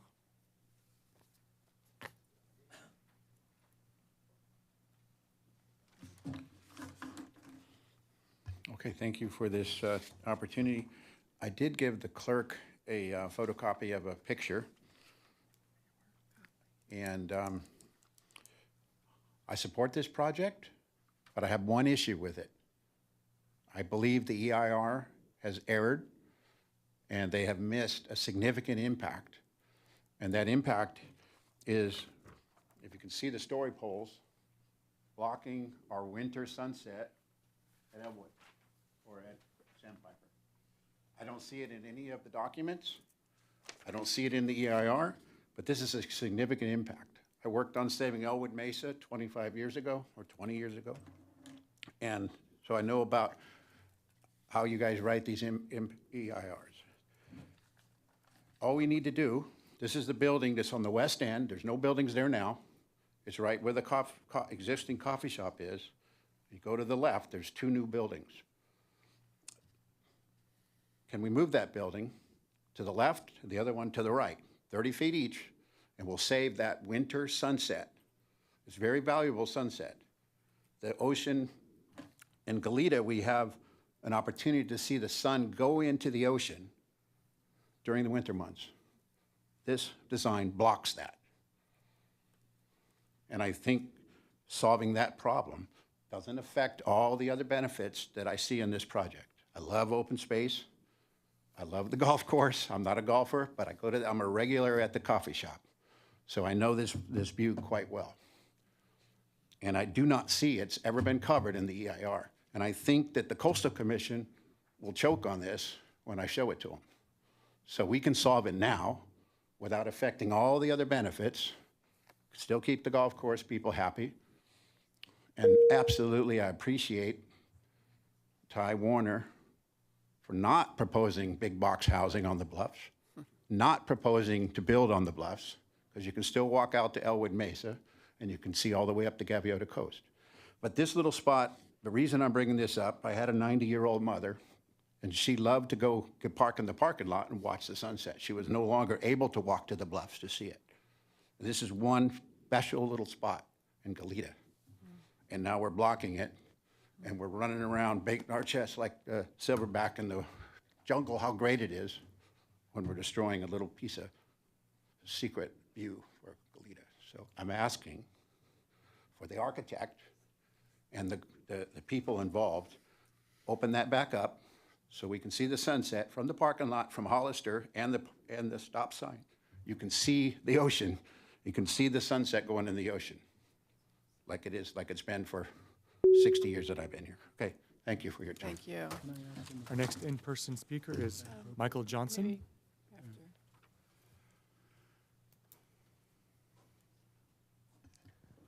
Good evening, Mayor and Council members.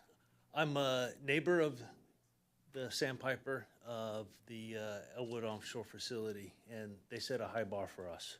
And we're going to try to get something as special as what they created. But I just want to say thank you for your time and effort that for the whole staff that you guys put into and send these guys off to the Coastal Commission with glowing support, because it does provide great access. They are an asset to our community, and it's a special project. Thank you all, and congratulations on a huge milestone. Thank you. That does conclude our in-person speakers. If you'd like to speak in person, please fill out a speaker slip and bring it to me. Our first online speaker, Sarah Iron. If you please unmute yourself, you'll have 3 minutes.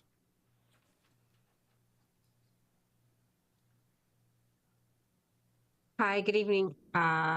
Thank you for the opportunity to speak tonight, Mayor and Council members. My name is Sarah Iannarone, and I am the Executive Director of Move Santa Barbara County, a community nonprofit serving as the voice for people who walk and bike in and through Goleta. Congrats on celebrating Pride and Juneteenth tonight and on the other exciting projects on your agenda.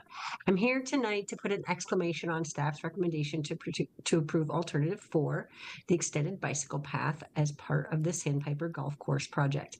The Elwood Multi-Use Path Extension isn't just a nice amenity for golfers. As the mayor noted, it's a critical piece of infrastructure for students getting to Elwood School safely. Right now, there's a gap in that connection that forces students, families, and community members to navigate without a protected path. This project is a real and valuable opportunity to close that. Tying this path extension to the approval as a condition ensures it actually gets built. We're grateful that staff has recommended it as the preferred alternative, and we urge the council to adopt that recommendation. Anecdotally, this past Sunday, I led a community bike ride out of Goleta Beach, and even before we showed up with 6 additional happy riders, the multi-use paths were bustling with activity.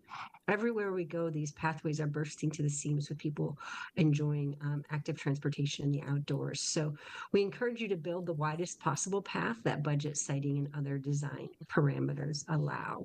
And finally, for the sake of time, for the next agenda item, I think it goes without saying that we approve your proposed investments in safety using your SS4A grants from the feds. In my previous role, I partnered with Tool Design Group frequently, so I'm excited about working alongside them here on the community portions of this scope of work as well. Thanks for all your hard work advancing safe walking, biking, and transit access in your community, and have a good rest of your meeting. Thank you. Madam Mayor, I have no more speakers for this item. Council have questions of staff. I just wanted to clarify with Mr. Barthel's question. So it's a particular spot within the parking lot. Are there other spots that would provide a similar view of the sunset? I mean, it's a unique, this is the first we're hearing about this, that there's one unique location, but it's also, but it's specifically within their private facility, right? You have to be in their parking lot and look out in the, I mean, yes, our mayor and council members, yes, you're on private property to see that. And I believe the building will be open to the public to be able to access that when, in the future, that won't be, might be a little different, but people will be able to still go and see the sunset from that location. And then Mary also has some. Yeah, we just consulted with our CEQA consultant. From a CEQA standpoint, CEQA focuses on whether scenic resources are substantially degraded overall, not on a single view from a specific location or time of year. So from a CEQA standpoint, that was their response. I'd also be. I'm just going to say, but what I'm hearing is that if there's somebody that can't get into the building that needs to see it from a vehicle, that he's saying that that's been taken away, the opportunity. So I think there probably are other places inside and around, but not from where he takes his mother, I guess. Mayor and council, may I elaborate a little bit on this? Great. I think everything you've just described is true. But I just want to give the opportunities. So one, the building is of course open during sunset hours, and it's open to the general public. So anybody that is on site, if they are ambulatory, they could certainly go to spots where they would be able to observe that view, whether they're at the ground level or up at the upper levels in the restaurant or the terrace, sunset terrace off the bar. There's also deliberately in the design of the building, it's really three buildings. There's the golf shop that's over to the east. Then there's the main building, which has the grab and go and the main entrance stair to the restaurant, which, by the way, is glazed facing to the north. And you can see through that building, which you would see the sunset literally through the building. And then off to the right, where the outdoor stair and elevator is, and then off to the right of that is the building with the bar and the terrace. So you can see between each of these buildings. That was part of our design, was to give that kind of reveal. And also, the whole property will be now handicap accessible, which it is not today. If you were out there at Sandpiper with a wheelchair, you'd see there's these ramps that do not meet the accessibility standards. And this whole site will be accessible. So if somebody comes to site and they can't walk, they can certainly move in a wheelchair to a location that is visible and would enjoy the views.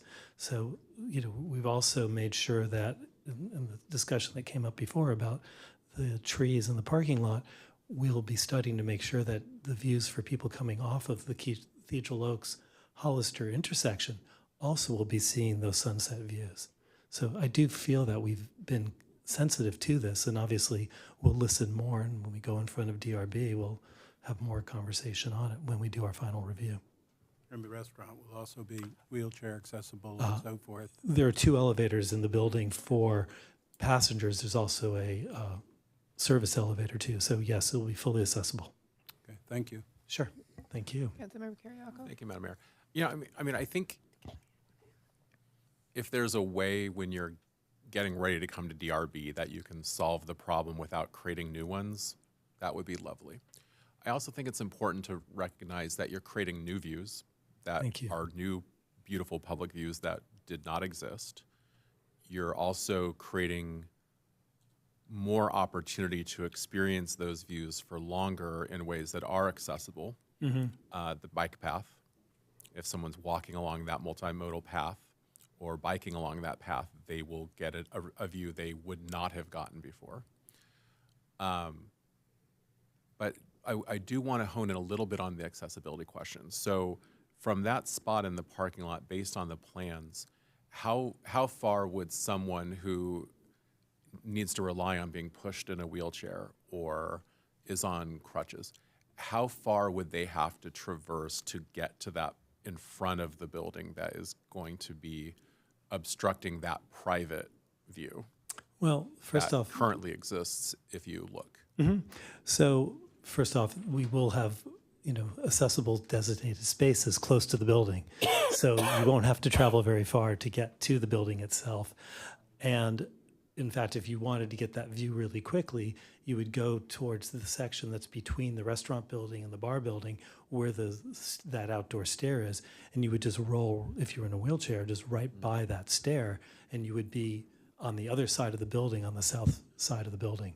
Presumably someone that is not ambulatory would have a placard. So I'm thinking they would probably be in a handicapped space. Correct. So if you were in a handicapped space, how far would you have to Not traverse even to 100 access feet. that view? I mean, you'd be like 30, 40 feet. I mean, it's Okay. not a far distance. Okay, I think that's important to note because, I mean, the problem that we were trying to solve that was illustrated is someone who could no longer enjoy this similar view from the Elwood Bluffs because they are no longer in a position to be able to access the bluffs, still had this opportunity. And so what I think I'm hearing is there's still a very reasonable opportunity for someone in the future to be able to access that view if they have ambulatory. Absolutely. In fact, it could even be easier because if you drive in, because the driveway comes in from Cathedral Oaks, as you come around in front of the building, there's a drop-off point, particularly for golfers over by the golf shop. However, a car can pull over there, unload, and it's like maybe 20 feet or less to get between the golf shop building and the main building. And Okay. again, you're at grade level and you're looking out at the ocean. Okay. So Thank you. there's multiple opportunities. Thank you. I feel a lot more at ease than I did maybe 5 minutes ago. Great. Thank you. Well, thanks for the questions. Ms. Pazzi? Yeah, Mayor and council members, just also want to remind you, like our general plan policies about views are about public views. And this is, the gentleman brought up, issues about views from a private, on private property. So just want to remind you of that. Any more questions? And it's not really a secret. Before I close the public Thank you. hearing, or close the, public testimony, and entertain a deliberation. And Councilmember Reyes-Martin? Thank you. I'm happy to get us started. I'll start with just, again, I think we typically do our kind of appreciations for all the hard work that has gotten everyone here. And I think this project, from what I've seen, has been a really good example of our really talented staff team, and not just in planning, but as mentioned, our legal team, our city manager, our various departments have been involved with this project over a long period of time, and a large, very talented applicant team to really work through many complex issues related to a unique property, an ambitious plan that includes, of course, we've heard so much about the improvements to the property itself, but all of the various community benefit elements that are very appreciated. I think we've heard really loud and clear from the public how there's so much excitement about the historic, Barnsdall Station, but all of these other elements as well. The bike path will be a tremendous addition to closing that gap that is there now. It benefits Goletans of all ages, as well as visitors and folks that are here enjoying the area. Some other things I want to call out is how much I have appreciated the emphasis on all of the pieces that will continue to benefit local residents and the local community, being open to the public. It's one thing to have it be open, but to also be demonstrating through your comments tonight that the public is also welcome and encouraged to come, I think is really important. I appreciate the comments and the expertise on the team to be sensitive to and really competent in handling the Barnsdall Station as a historic building. I think that's, you heard so much how important that is to the community, but also having a team that has particular expertise in handling it with care, the care that it deserves, I think is really important. I'm so blown away by the visual improvements. I know that we've had some comments and concerns about the trees. Really appreciate your willingness to work through that. But the kind of before and afters of just what a tremendous impact the undergrounding of the utilities will make in that corridor.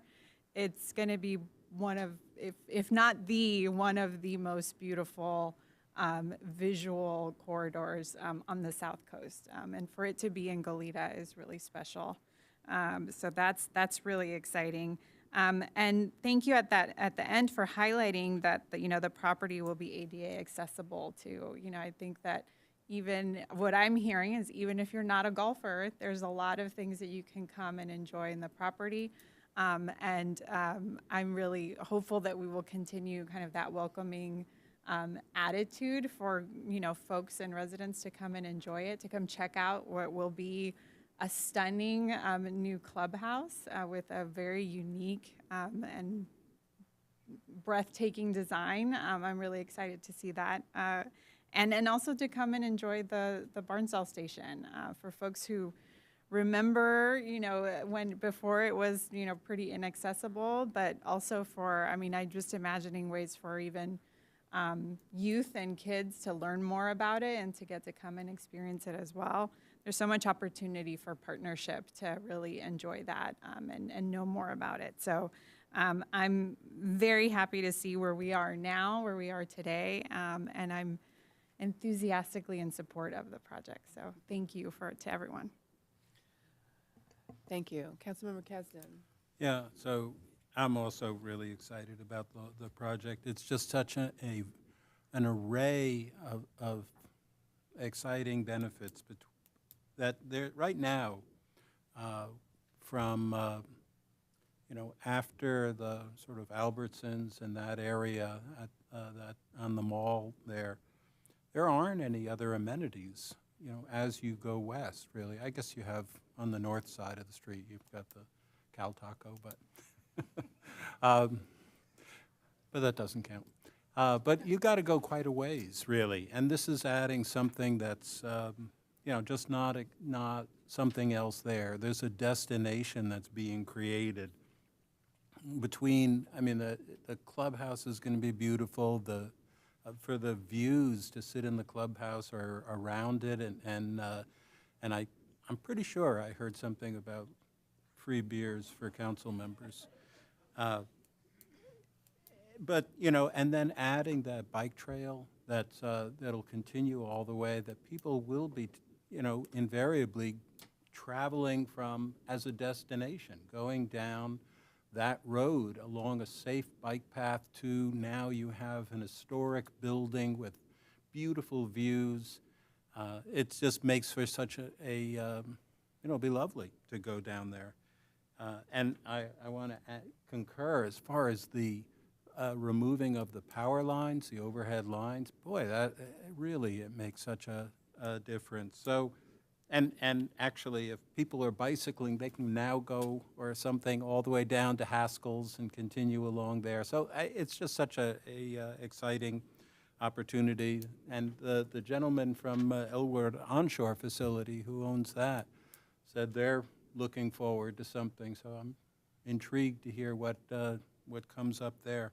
Anyway, I think it's very exciting, and it's really going to make a difference on the west side there. We could add a triumphal arch. I know I've seen that somewhere else, that's been raised as an opportunity, but right over there, a nice big arch. Anyway, thank you. I think it's great. Councilmember Carriaco. It's so hard to follow, Kasdan.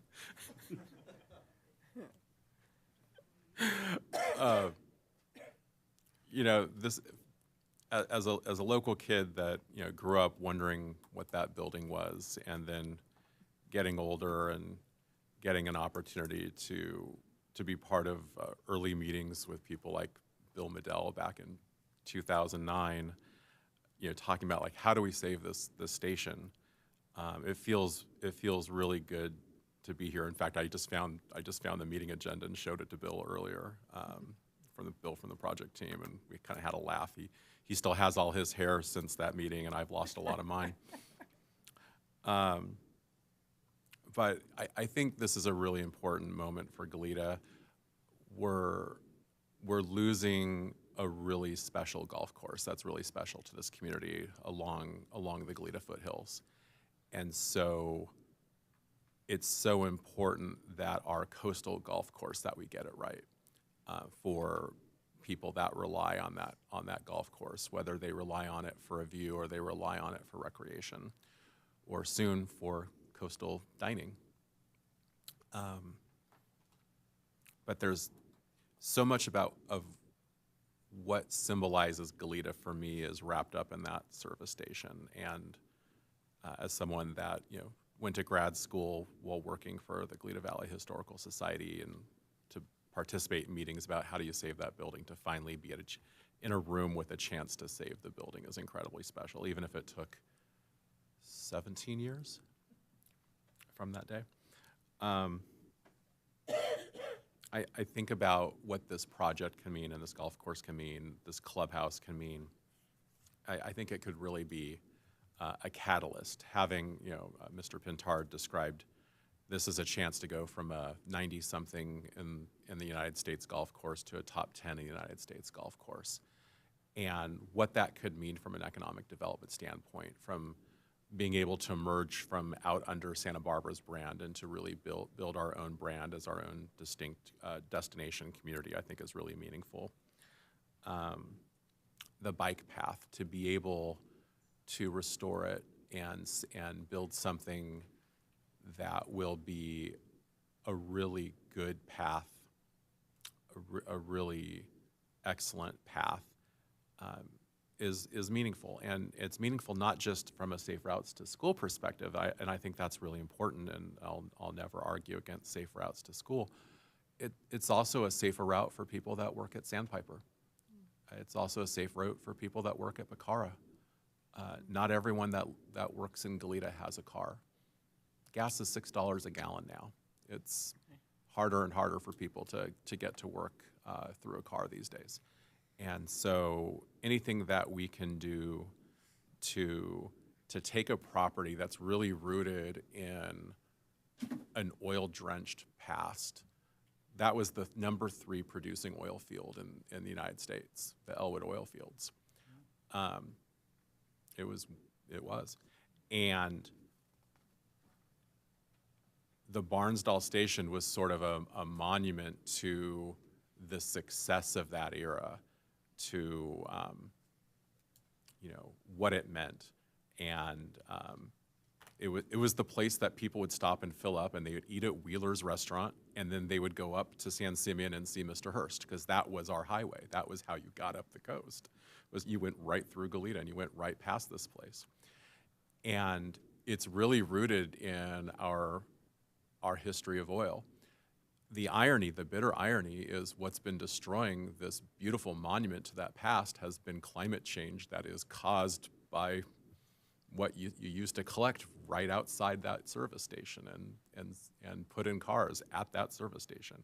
So to be able to honor our past, to acknowledge our past while planning for a better future, and to create a better future for our residents and our future residents is just something really special, and just something it's a little poetic.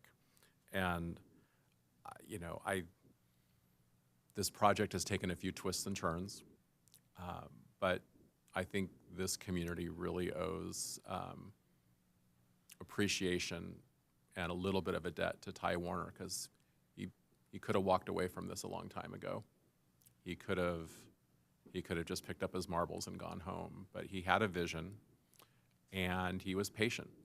He was very patient. And because of that patience and because of that vision, we have a chance to save something that's really special about Goleta. And the last thing I'll do is I just really want to express appreciation to our staff. This has been a really long road. It's been through multiple planning directors, multiple city managers, multiple city councils, but mostly all kinds of different planning staff and public works staff. And nobody does anything by themselves. And it's really the contributions of hardworking people that don't get their names on buildings and don't get their names set at ribbon cuttings, that do the hard work that make these kinds of moments possible. And so I just really want to thank Lisa and Mary and Winnie and everyone else, our city manager, our city attorney, everyone that played a role in it. And the very last person I want to thank is our mayor, Paula Prodi, because she's been here through 16 years of trying to make this day happen. And her and a committed group of citizens, people like Robin Cederloff, Tom Adunyo, Gary Combs, the author who I mentioned earlier, and others have all wanted to accomplish this. I should also mention former council member, of course, Roger Aceves, who is very committed to this project, and his wife, Debbie. But really, Madam Mayor, thank you for helping us to get here. Mayor Pro Tem Smith. Yes, thank you. I want to thank all of the commissioners who undertook their thorough review of this project. It's great to see our Historic Landmarks Commission actually, in action, and the DRB and Planning Commission. I know sometimes these processes can feel time-consuming and at times frustrating for the public, but every time what I see is something better that comes out of these processes. So I just wanted to acknowledge the good work of those citizens who dedicate their time to those processes, and to all of the neighbors. Throughout this whole process, the neighbors have been very engaged in this process as well, providing feedback to the applicant, and that as well makes projects better. So I'm really grateful for all the involvement of the neighbors, and we certainly received many written comments from neighbors, from folks who couldn't necessarily be here this evening. I'm a lapsed golfer. In a former life, I was a junior golfer, and I played golf with my grandparents. And before pickleball, there was golf. And it is sort of one of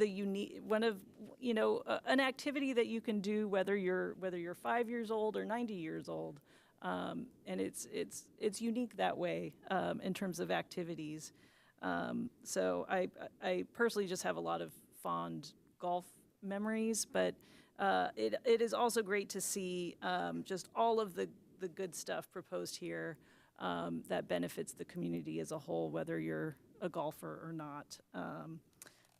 And just kind of wanted to really echo the comments from Councilmember Reyes-Martin regarding kind of the opportunities for the general public, and a little bit of that nudge towards, golf and sort of inclusivity haven't always been the two terms that go together. So just to the extent that we as the public can support this business and be included, I think is encouraged.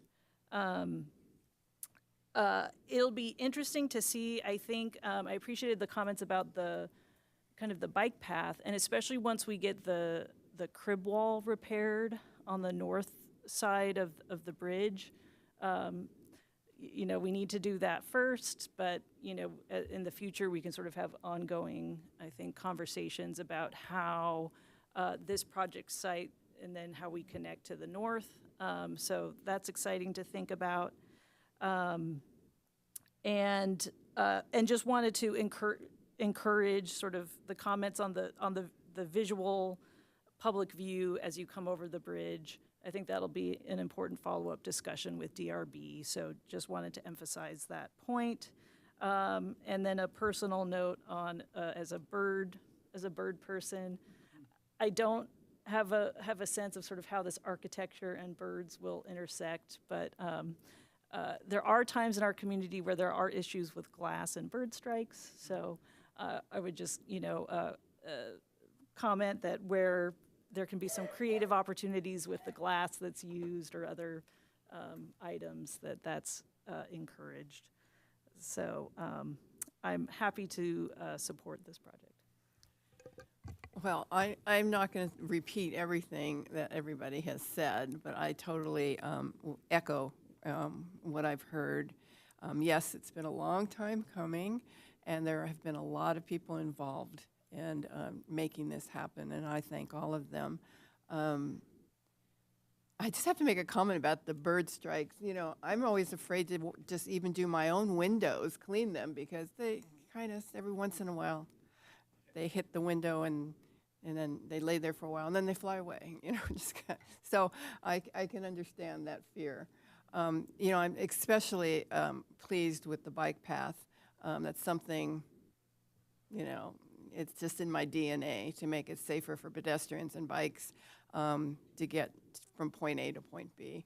So this is going to be really helpful. And I'm glad that you brought up, Mayor Pro Tem, the crib wall, because it is a great avenue for connection, and that's something. And I also want to thank you for talking about the Planning Commission, which you happen to be on before you became Mayor Pro Tem. I watched the DRB meeting, I watched the Planning Commission meetings, and they all did their homework, and they asked great questions. And so there's been a lot of work put into this, and I'm thrilled that we're seeing it. Where's Roger Aceves? He should be here tonight. Roger, if you're watching, it happened. It's real. So, thank you. Thank you all for your collaboration and your willing to work with the city. I really appreciate that. Well, we're going to close the public hearing and entertain a motion. You want to do it? Okay. Where do you have it up? Ms. Pazzi's always thinking. Oh, as amended. The second resolution, yes. Oh, the first resolution. Thank you. But your thing doesn't move. Oh, is this, read that one. Read which one? Read the first one. Okay. All right. Adopt resolution We're doing 26 everything. next in line, entitled Yeah. A resolution of the City Council of the City of Goleta, California. 1, adopting environmental findings pursuant to the California Environmental Quality Act. 2, certifying the Sandpiper Golf Course renovation and new clubhouse project final environmental impact report, SCH-NO 20.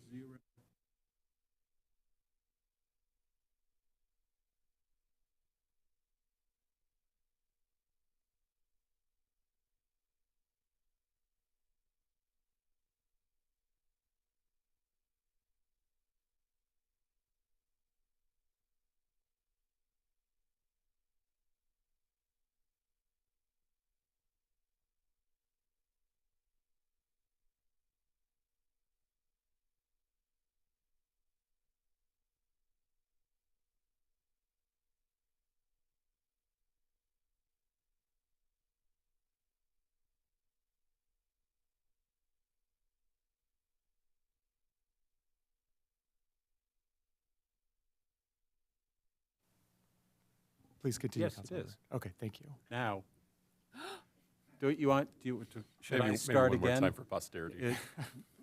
Councilmember Kasdan, for those in the room, there's a recognition that you've read the bulk of that first resolution into the record. I would maybe pick up Councilmember Kasdan at the case number 20. 22. And just to note for the record, to the extent it was hard to hear, that you're reading into the record that full recommendation. Thank you for bailing me out there. So it's case number 22-0001-CDPH in concept, 22-0009-DP-CUP, and 22-0032-DRB. And is that, we're good? As amended, then? Is that, no, we're good. Oh, do you want me to Mr. read the Rosen? second? Mr. Rosen? Yes, I believe I am looking to per because I would imagine, one, we need to note it's as amended with the conditions of approval as revised. That's for the second resolution. Okay, well, Councilmember Kasdan, I would note, as a motion maker, you could also read the next item into the record, Okay. and council can take a single. I'm happy to do so if I Motion. get assistance. Her computer screen froze. There you go. Whoops. I know it's I could read the other parts. There you go. Thank you.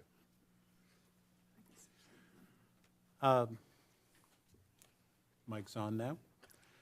We adopt Resolution 26, next in line, entitled, "The Resolution of the City Council of the City of Goleta, California, approving Alternative 4, Extended Bicycle Path Development Plan with height and setback adjustments and conditional use permit for the Sandpiper Golf Course renovation and new clubhouse project at 7925 Hollister Avenue, Goleta, APN 079210059, case number 22-0001-CDPH in concept,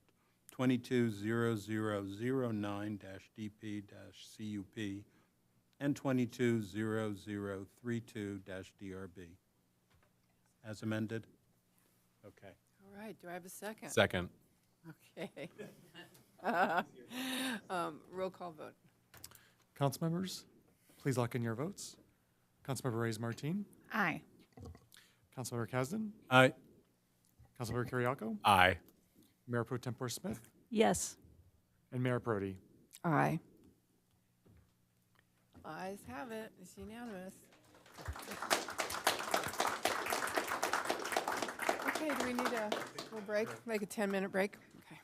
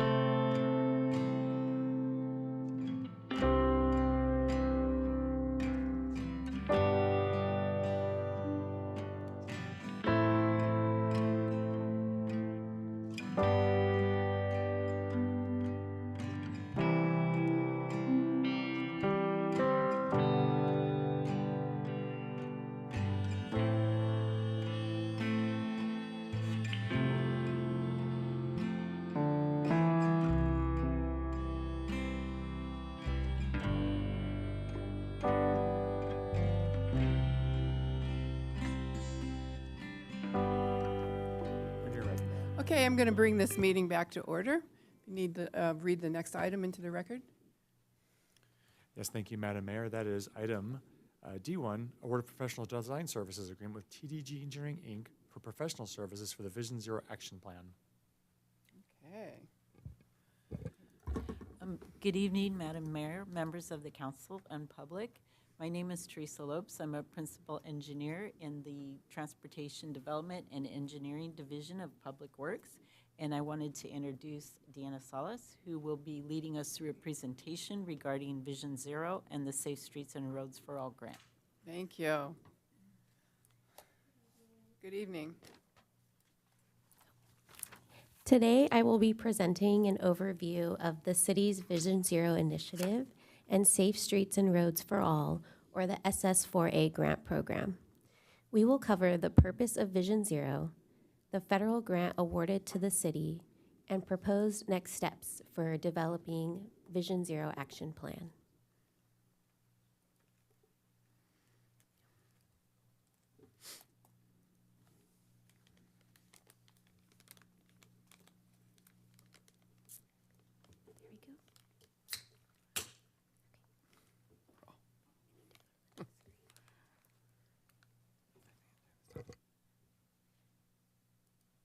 Sorry, just a second. Vision Zero is a transportation safety approach focused on eliminating traffic deaths and serious injuries while also creating safer streets for all roadway users. The core idea behind Vision Zero is that while mistakes on the road are inevitable, those mistakes should not result in severe injury or loss of life. The program emphasizes safer roadway design, lower vehicle speeds, improving pedestrian and bicycle infrastructure, and data-driven safety improvements. The photo here shows Pacific Oaks Road, new pavement resurfacing and striping with buffered bike lanes and high visibility crosswalks. To help advance these goals, the city pursued federal funding through the SS4A grant program.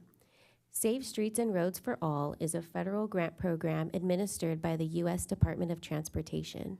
They provide funding to local agencies to improve roadway safety and reduce traffic fatalities and serious injuries. For the City of Goleta, grant funding will support several key efforts, including developing a public safety dashboard, launching a public safety campaign for Vision Zero, and a Safe Routes to School program. On September 10, 2024, the city was awarded $364,000 in federal SS4A grant funding, with a required local match of $91,000. Public Works staff released a request for proposals on Planet bids for professional services for the Vision Zero Action Plan. City of Goleta selected TDG Engineering to assist with our efforts in advancing Vision Zero goals. Part of the city's action plan includes evaluating existing traffic safety conditions, identifying safety strategies and countermeasures, and developing campaigns for public education and awareness. TDG will support the development of a Vision Zero dashboard, the Vision Zero public safety campaign, a neighborhood traffic calming toolkit, and assist with preparing a Safe Routes to School program, all of which align with SS4A's goals. So we recommend council approve the professional services agreement with TDG for the Vision Zero Action Plan and budget appropriation as noted in the report shown. Thank you for your time and taking any questions. Questions from council? Councilmember Kasdan. Thank you. Mic's on. I was a little traumatized by that last one. It should be. So can you describe the, with the traffic calming toolkit, what that would look like? I assume, based on prior experience, that's probably like a roundabout every 30 feet or something like that?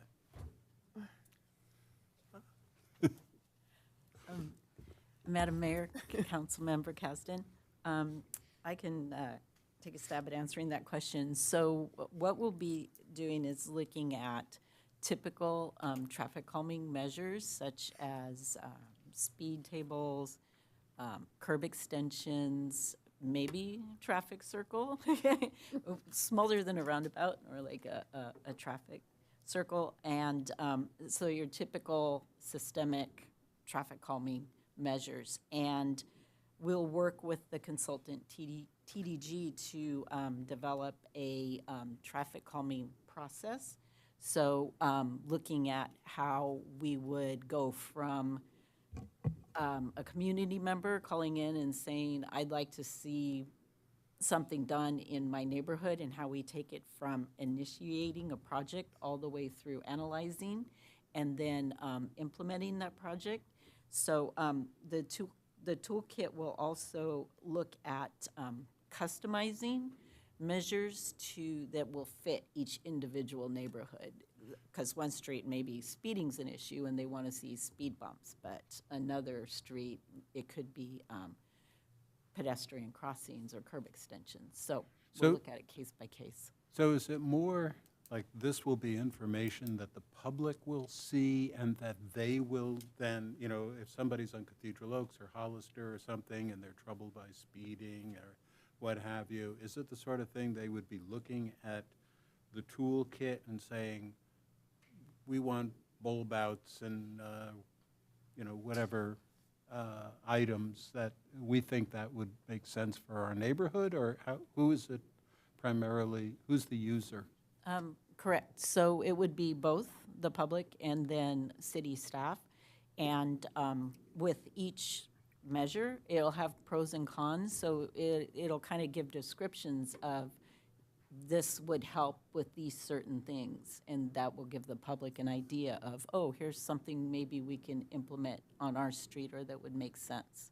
And then another component is that they will need to get buy-in from the other members of that neighborhood. It's not like just one person who makes a decision.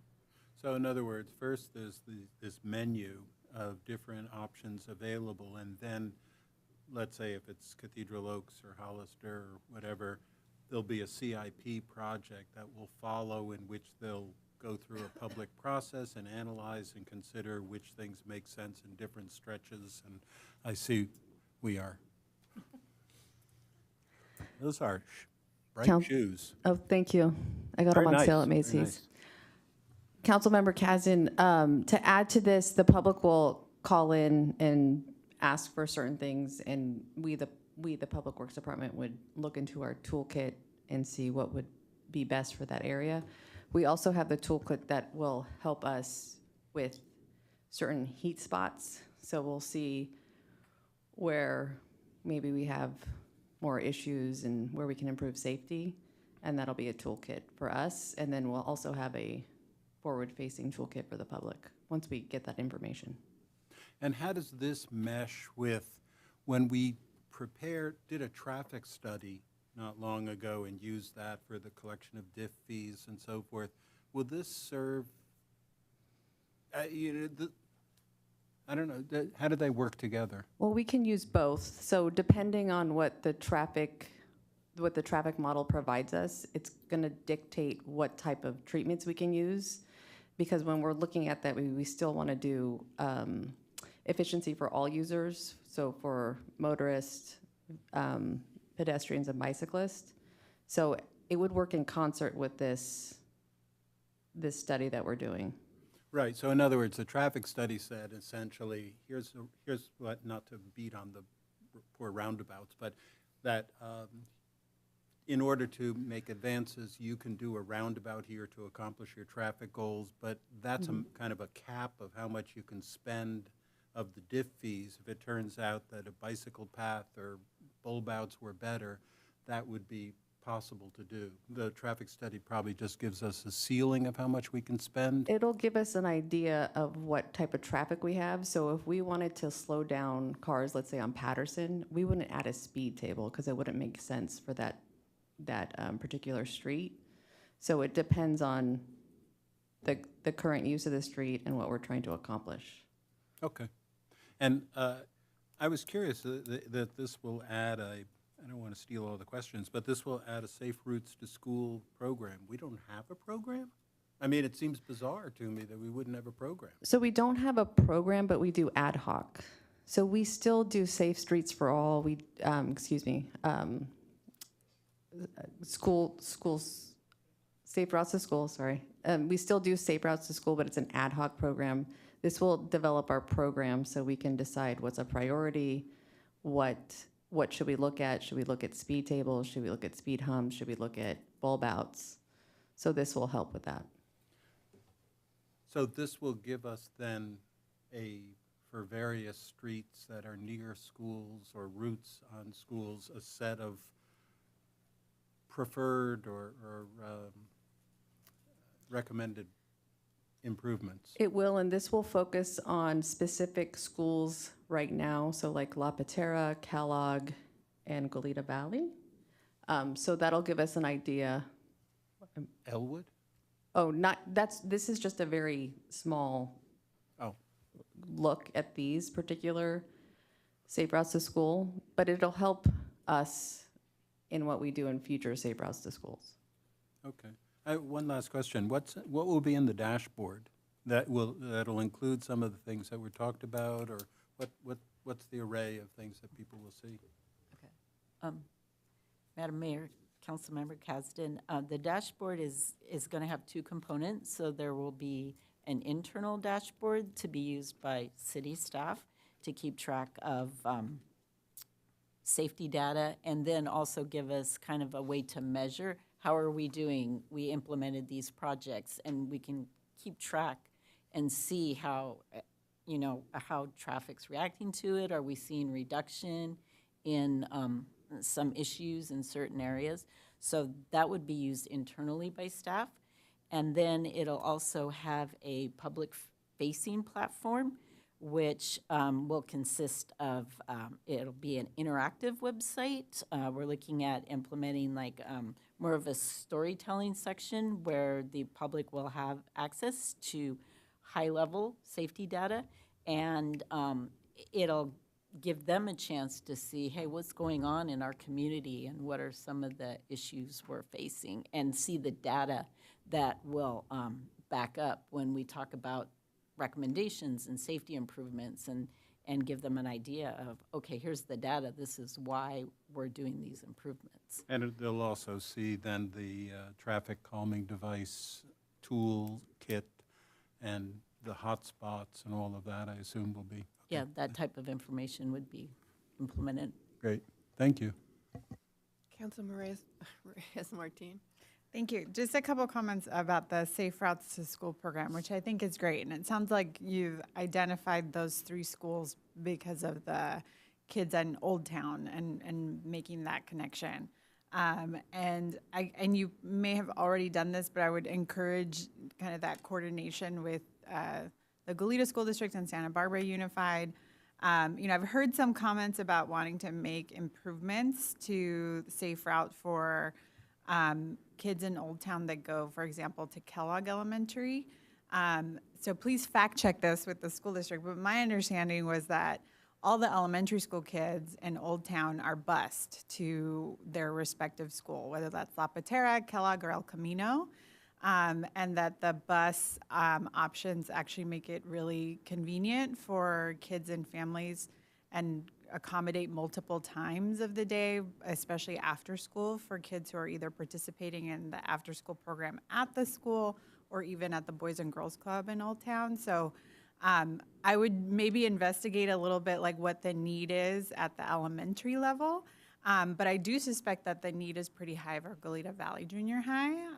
And that could be, kind of maybe a different set of options rather than, like, for example, for Kellogg or La Patera. But would still encourage, to reach out to the district to see maybe there is a need for some kids who do, for whatever reason, maybe aren't doing the bus. But it's really great to start there. And then to Councilmember Kasdan's point, for many of the other schools in Goleta, I think there's a lot of opportunity to make improvements, whether that's at Elwood or Brandon. So I'm glad that this is kind of a starting point to develop some options that we can then implement in the future. Councilmember Reyes-Martin, I just want to add that we meet biannually with the school districts, and we will be in contact with them as well Wonderful. during this process. Thank you. Okay. Did you have something else you wanted to say? No. Oh, okay. Okay, Councilmember Carriaco. Well, most of my questions have been asked and answered. I guess really more of a comment. I'd say particularly for, maybe not as much fourth graders, but fifth and sixth graders, I think there's still value in having a safe routes to school approach, because every kid's life is different. Some kids get bullied on the bus.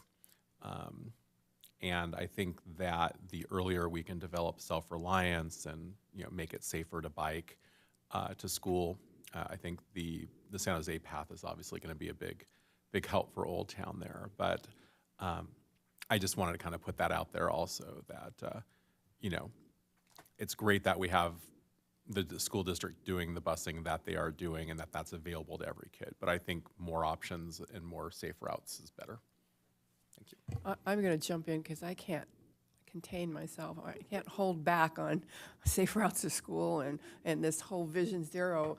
We've been waiting for this for a while, and I know it's no fault of ours. I understand the funding hadn't come through. There was there was an issue. So we've got that all worked out, and now we're ready to go. So I applaud staff for taking this on, and I would add to the conversation that I think it's really important when you're getting your information that you work through the schools, through their PTA.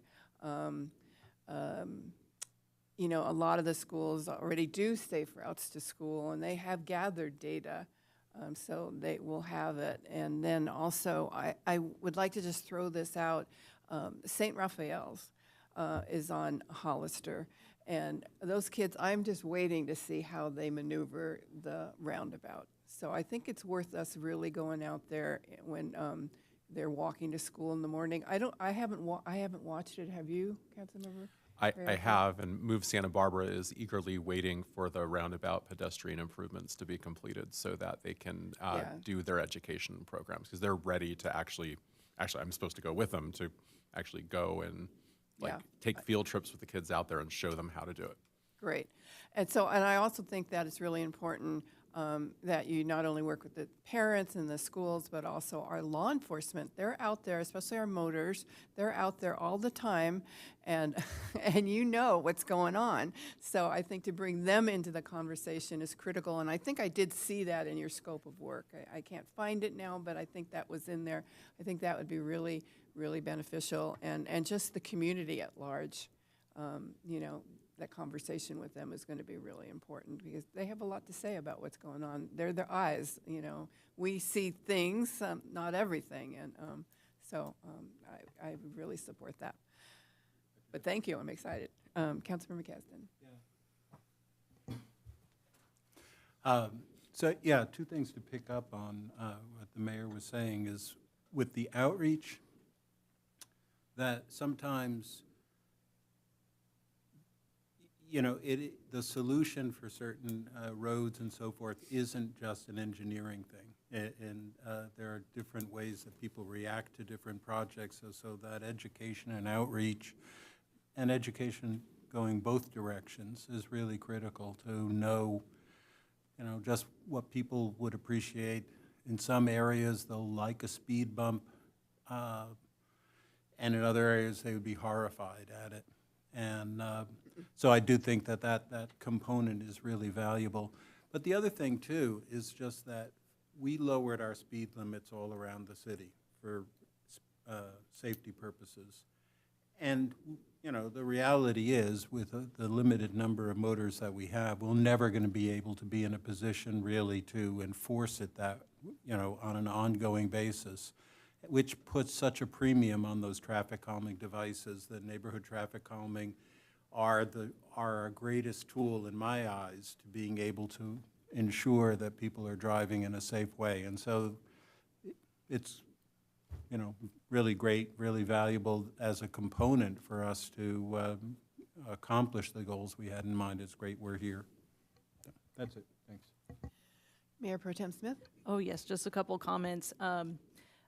it's great to see sort of the educational component and outreach that's part of this proposal. I just want to lift up, I think there's language that like they'll aim for a bilingual workshop. I'd just like to strongly encourage that if possible.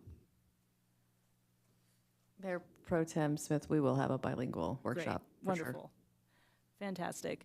And then, and ongoing, in our own efforts as a council in terms of lifting up, in terms of the, I know, right, it's a strange thing with like vehicle technology. The occupants themselves are often like safer these days than 50 years ago, but like truck and SUV design in particular is deadlier. My understanding, broadly speaking, is deadlier when there is an impact to pedestrians and cyclists. And I didn't know that until I like got more involved with city issues and became a planning commissioner. So I think as a driver, it's important to know that because it's just another factor in terms of all of these different safety issues. And and I think there is even still a role for local government to lift up that issue in terms of particularly our federal representatives, maybe someday, to lift up those safety issues. But just wanted to flag that because it's just a different world from maybe, when an adult learned to drive 30 years ago. And there's legal and illegal e-bikes out there. So just lots of important things to consider. And agree, it's been great to see already what our Public Works Department is doing in terms of, right, even just visually, how striping and paint can even influence speed. There's things even in terms of landscaping. So there's things that aren't as expensive as a roundabout that psychologically can actually have a reportable impact on speeds.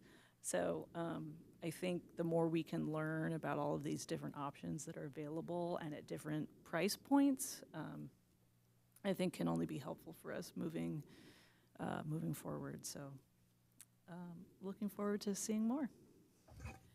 I'm just going to throw in one last thing. Vision Zero, it started in Europe, wasn't it like in Sweden? Okay, because I can remember going in 2010, I was brand new on the council, and I remember going to Bill Cerrone's office. He was a superintendent, county superintendent of schools, and talking to him about that. And they were he's kind of like, and I kind of tried to explain what it meant.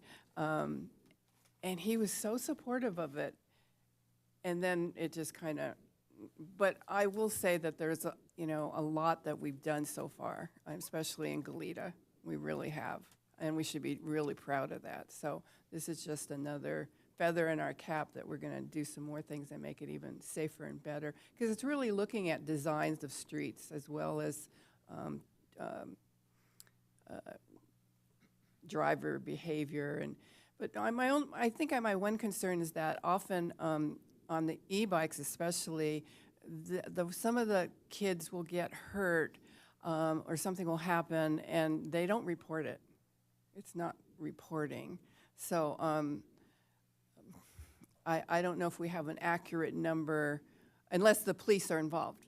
Then that's something different. Maybe they're worried they're going to get in trouble, so they don't report it. So I think there's probably more accidents than we realize happening out there. I know I go for physical therapy at Cottage Hospital, and they're always telling me how many kids they see in there from e-bike accidents. So so I think this is all great stuff. And you'll be working with Move Santa Barbara. Is it kind of not working in silos, but everybody kind of working together? Yes?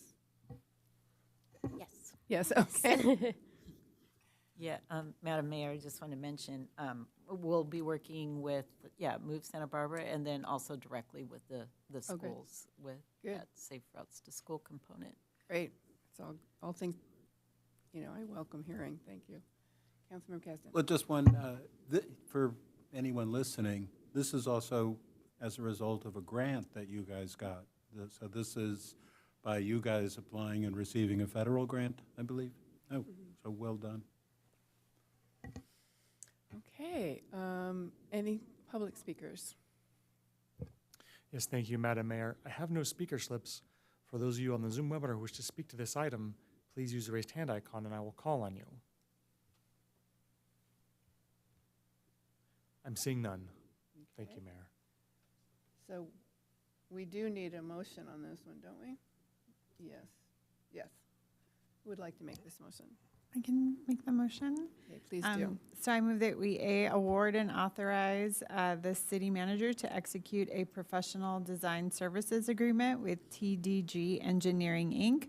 for professional design services for the Vision Zero Action Plan in an amount not to exceed $449,989 with a termination date of June 30th, 2028.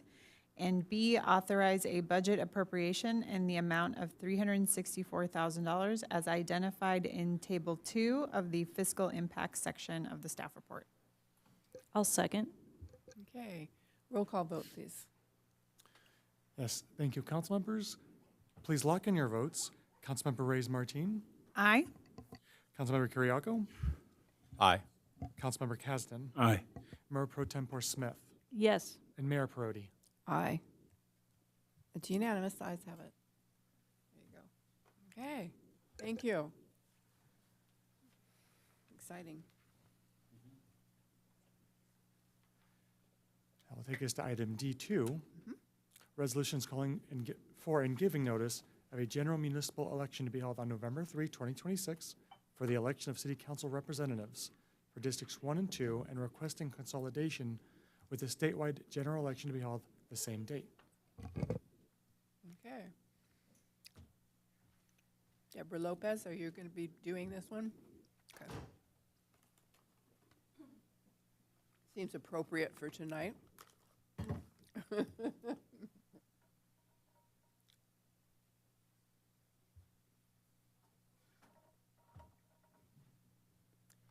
Well, good evening, Madam Mayor, Mayor Pro Tem, and members of the City Council. It's rare that I'm sitting here, but love to be here. So as you all know, we're getting ready for another election. The election's going to be happening November 3rd, 2026. And, and in that election, we're going to have two offices. We're going to have Council Member District 1, Council Member District 2. This is going to be the second round of that. In 2022 is when we first had it on the ballot for District 1 and District 2. So this one again, the current terms for Councilmember Martin and Councilmember Kiriakou, terms will be up. So those two seats will be on the ballot. And I wanted to let you know for the public is that the candidate filing period for those two seats will be July 13, 2026 through August 7th, 2026. And then again, if one of the members of the council chooses not to submit, then that'll be extended for 5 days. All that information will be on the city's website and the city clerk's election webpage, okay? So basically the purpose of this agenda item is for council to go ahead and, unless you have any questions, we're asking council to adopt two resolutions. One is to call the general municipal election for certain officers and the date of November 3rd. And the other one is to consolidate with the county for the elections. So unless there's any questions for me? Questions? Ms. Lopez? I'm not seeing any. Do we have any questions or speakers? Yes, thank you, Madam Mayor. I have no speaker slips. For those of you on the Zoom webinar, please use raised hand icon, and I will call on you. And I'm seeing none, Madam Okay, Mayor. so would someone like to make a motion? Okay, with the mic on. Yes. I'm traumatized. I move that we adopt resolution number 26, next in line, entitled "A Resolution of the City Council of the City of Goleta, California, calling for the holding of a general municipal election to be held on Tuesday, November 3rd, 2026, for the election of certain officers as required by the provisions of the laws of the state of California relating to general law cities. And we adopt resolution number 26 entitled, next in line, entitled, "A Resolution of the City Council of the City of Goleta, California, requesting the Board of Supervisors of the County of Santa Barbara to consolidate a general municipal election to be held on November 3rd, 2026, with the statewide general election to be held on the date pursuant to number 10403 of the Elections Code." I'll second. Okay, if we could have a roll call vote, please. Yes, thank you. Council members, please lock in your votes. Councilmember Reyes Martin, Aye. Councilmember Kiriakou, Aye. Councilmember Kasdan, Aye. Mayor Pro Tempore Smith, Yes. and Mayor Perotti. Aye. Okay, we've got it. Ayes. Thank you. Okay, that's it for our agenda, but we have council comments or standing committees. Luz Reyes Martin? Thank you. I just wanted to note that I attended the bike pedestrian community workshop that was held at Dos Pueblos High School. Big thank you to staff for the partnership with the group out of UC Berkeley. It was a really good kind of roll up your sleeves kind of workshop where we were, residents came and, had really good feedback and talk through different options and challenges, and appreciated that we had someone from the high school administration there too. So it was, I think, really valuable, and I think staff did a great job kind of giving their perspective, especially what's possible and what the different options are. So I feel really optimistic that we can make some improvements, especially in that immediate area around the high school, for some improvements there. Thank you. Mayor Pro Tem Smith? Great, thank you. And I wanted to thank Councilmember Reyes Martin. I had that meeting got scheduled with like a direct conflict that I had, so I was really appreciative that she could be at the first part of that meeting. I caught the tail end. Let's see. Well, we all attended the opening of the splash pad in Old Town, so just wanted to call that out. That was a really great day that we probably will all remember. And yeah, we'll look forward to hearing more from the public on how things are going and getting out there and using it. Let's see. On May 22nd, I attended as an alternate the Beacon meeting, which is our beach erosion collaborative. And then let's see. And then on May 29th, I was invited to attend a meeting of the Santa Barbara Tenants Union. They're getting some Goleta tenants organized, and I was invited to their meeting. That's all I have. Thank you. Anybody else? Okay, then, Mr. Rosen? No? You're going to surprise me one of these nights, right? Okay, meeting adjourned.